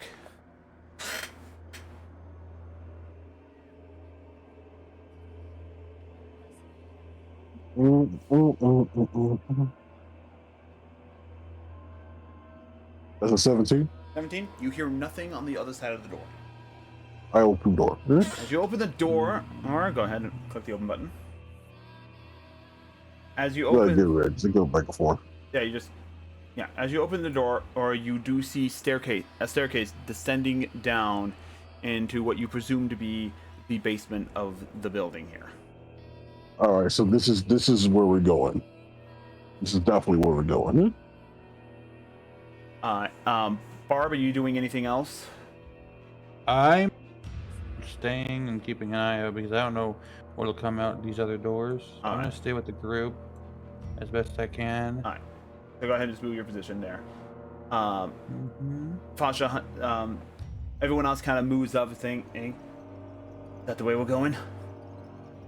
Which door did the I didn't see it, so You assume that there's another door up in that general direction because that's where the other one came from, and the hallway goes up that way. is there a way for me to move me and my mount at the same time? Shift, hold, click, drag a marquee box around yourself. Cool. Yep. Well, that didn't quite work.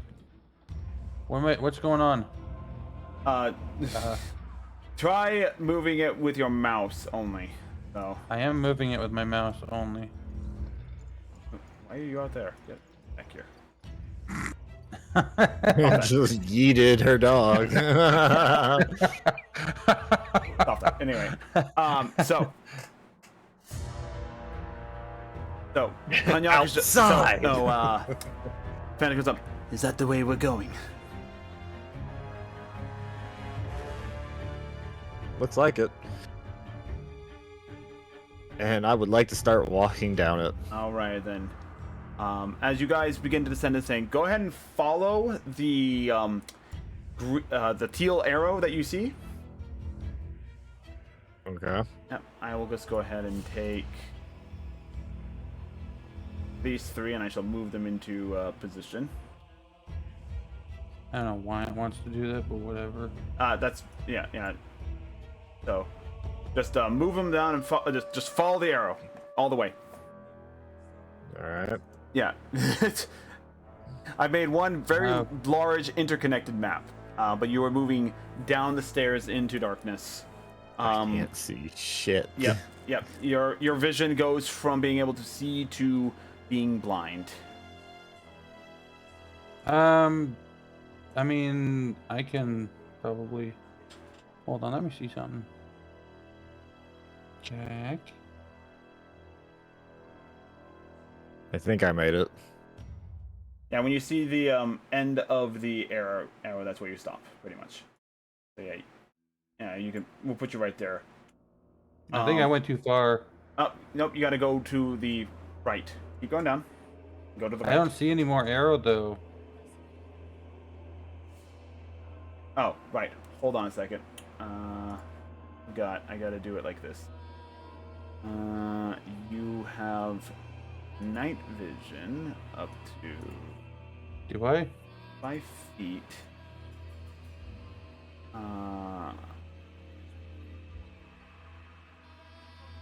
There you go. Do you see it now? No. Night vision. I saw it before, but then like everyone was disappearing, so I just kept going. And then it ended, and I was like, whatever. I kept going. All right, I'll put you right here. Okay. There you go. So, Kyoku Savi says, "Do you want me to cast light?" Nah, that's up to you. Please. All right. Yep, Also, did any of you close the door on your way down? Nope. No. All right, making sure. I'll say that Ragna closed it. So it really darkened it fast. Kyoku will go ahead and cast the light cantrip. Give me a second. Actually, if you who's want, touching my there butt? is. Hold on. Instead of casting the light cantrip, I have a better idea. What are you trying It to might do? be more. It might be more prudent and more efficient. What are you trying to do? Well, in my studies, there is this one elemental I can summon that generates light, but I would need a certain item. What is the Gakusha, item? get your hands off my chest. Huh? What? What's the item? I believe it's a gilded acorn? Question mark? The gilded what? Oh, maybe not. It's it doesn't require any items. Cool beans. So I can actually summon or conjure a minor elemental if you want me to. That generates light. I mean, the light cantrip works just as well. Does it? But can your cantrip fight? No, but we can see. Saves a spell But slot. can it fight? Saves a spell slot. Fine. Alright. Alright, so he will go ahead and cast light. What is it? 20 feet bright light, 20 feet low light? Yep. Alright. 20 feet that. 20 feet that. Bam. So Kyoku is I'm gonna now have to feed my cat soon. emulating night. Alright, and he, behind Ragna, takes the lead as you descend further and loop back around. I'll move. I'll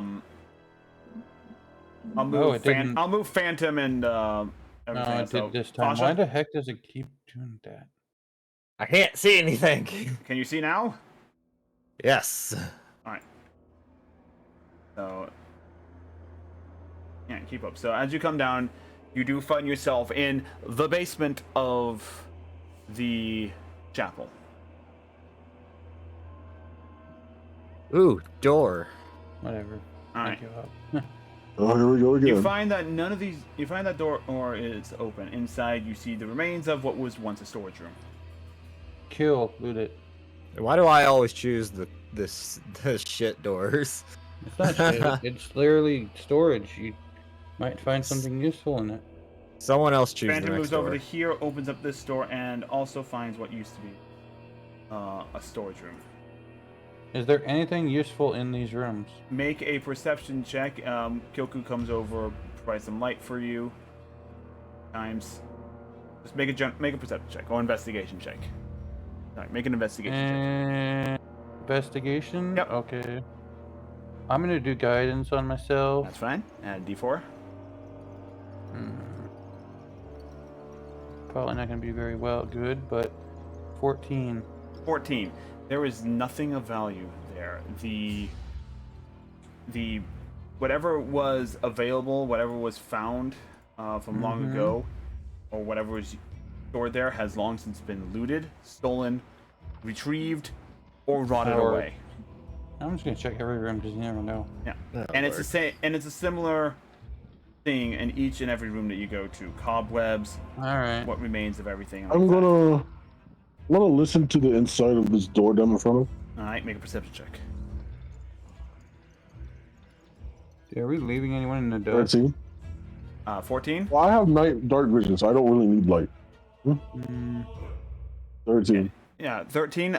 There is no sound on the other side of the door. I'll slowly crack open the door. All right. I can open the door, reveals another set of. Jesus fucking Christ! Yeah. The big thing. if only we were here to loot the place. This is the temple, yeah. Alright, so it has to be one of these doors. Random opens up this door down here and looks in. It does not look like what would be used as a storeroom, but it does seem like it. If anyone wants to make a religion check, they can. Here I come. Back again. Kyoku also opens up this door. Might as well. I mean, do we have to be proficient in it? Nope, you just religion check. With my holy eye, I rolled 18. 18. And again, and a lot of this is also the fact that, you know, you grew up in a monk temple too. So you know that there are those in the Cobalt Soul that are more religious in their practice. And these rooms, the way that they're structured and designed, the way that you can see where stuff was laid out, these look like prayer rooms. A place where religious practice happened. Once again, anything of value or of worth has been long since taken. There's not a single soul here, so what's controlling all these creatures? We'll find out soon enough. I need everyone. Well, that's it. I need everyone here to make an Arcana check. And is there an opportunity to just guidance myself, or is that on the spot? This is a on the spot. Okay, fair enough. 17. 14. 17. Right. And I'm going to give it to the 3 NPCs because they're not here, but they're all magic casters, so yeah. You guys do feel something building up. A large magical force is building around you. More specifically, it's building in this direction. Can I feel the wall? Like, investigate the wall? Go ahead and make an investigation check. Kyoku kind of holds up the light to the wall as you're investigating it. 15. 15? As you're feeling the wall, a lot of the brick here are like... You've got... A lot of the brick here, you just feel it up. You move over to one of the side walls. Move back to the back wall. Some of these bricks feel a little bit different, a little bit newer. For however ancient this structure actually is. And it leads you to believe that there may be something here. Guys, I think I need y'all to get ready. Damn, if only we had Victor here, I would tell him coolly man this wall so fast. Mm-hmm.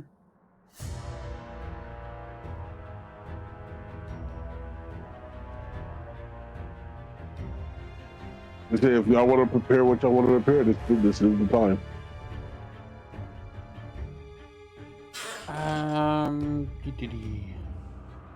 Once I open up this wall, who knows what's on the other side? As you keep feeling around on the door, you do feel like, oh, hey, here's a, like, there is a looser brick there. I hold it and I wait for everyone. I'll wait and prepare to cast the spell. I pull open the brick, I guess. Eh? Alright, so what are you doing? I'm pulling or attempting to pull or push the brick. Alright. this. I gotta try and figure this out very carefully. Give me a second. Do this, this over here, put this over here. As you finish examining the wall and figure out, oh, okay, this is a push. You actually figure out, oh yes, this is a pull switch. And it's for the thing. You suddenly feel a massive buildup of magical energy behind the wall. As you pull open the door, let me see. I don't really have any other good music, do I? No, I don't. Is this one? Sorry, I just noticed my spell heat metal, but I misread it and read it as heavy metal. I cast heavy metal. Yeah.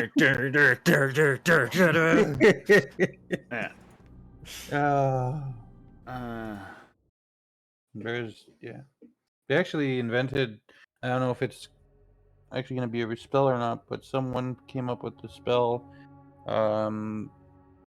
metal balls.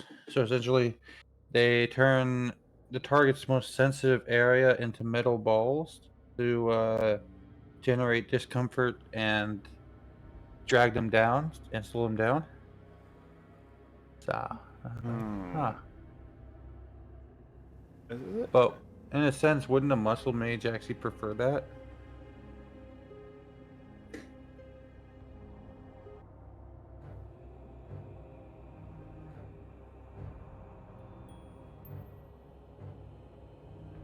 No, it's this one. What I need. Alright. So, sorry about that. Turn up the volume for that. So, as you feel the sudden buildup of magical energy behind the wall, finding the hidden wall. Oh, the door, the wall slides open from either side. And I'll describe this scene for you guys here as you look at it. Oh, this looks like a big area. Oh yeah. But do not move your characters.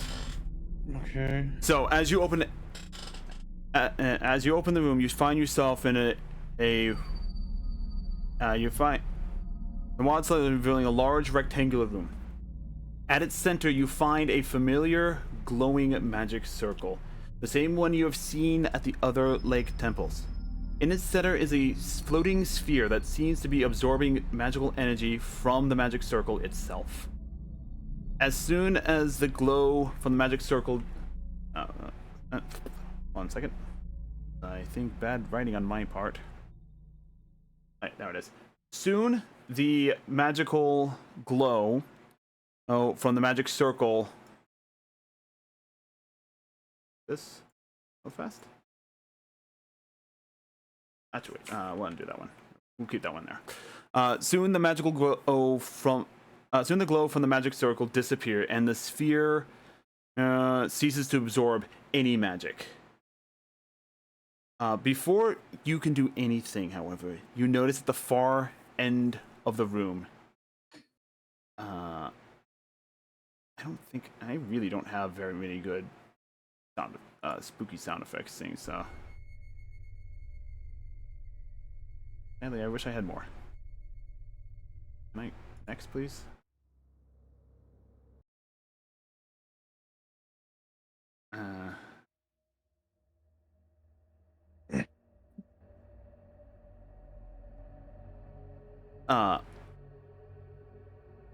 At the far end of the room, you see a human male in dark robes. His shaggy, unkempt hair and scruffy morning shadow beard. He has a shaggy, unkempt black hair and a scruffy morning shadow beard. He looks somewhere between his mid-30s and early 40s. Get him! He turns around, looks to you, and looks unsurprised. It seems it's true. We are being followed. He waves his hand, and the floating sphere flies over to him. And then after that, he waves his hand again, and you see 3 greater undead and kind of step forward. All right, one was standing before him, and 2 that were standing either side of him. They step forward and face you all. Dispose of them. Just one more I step. scream. What? Wait. No, continue. You got it. He says, dispose of them. Just one more step to go. The world will be safe. I scream at him. Where is she? He looks back, confused. I know not out of who you speak.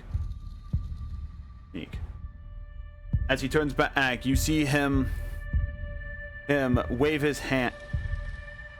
You see, he waves his hand he waves his hand, and as he turns away from you and mutters an incantation,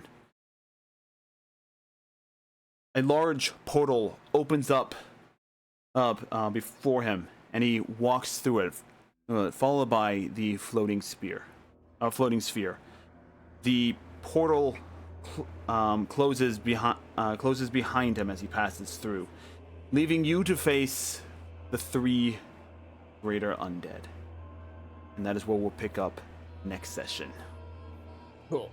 I gotta go. Yep. We ran a little late, and it's not the best execution of a plot of a cliffhanger, but it's the best I can do in the jank scuff scenario that is me as a dungeon master. So thank you guys for coming out. Don't go anywhere for the stream side of things. We like to go raid another individual at the end of our streams.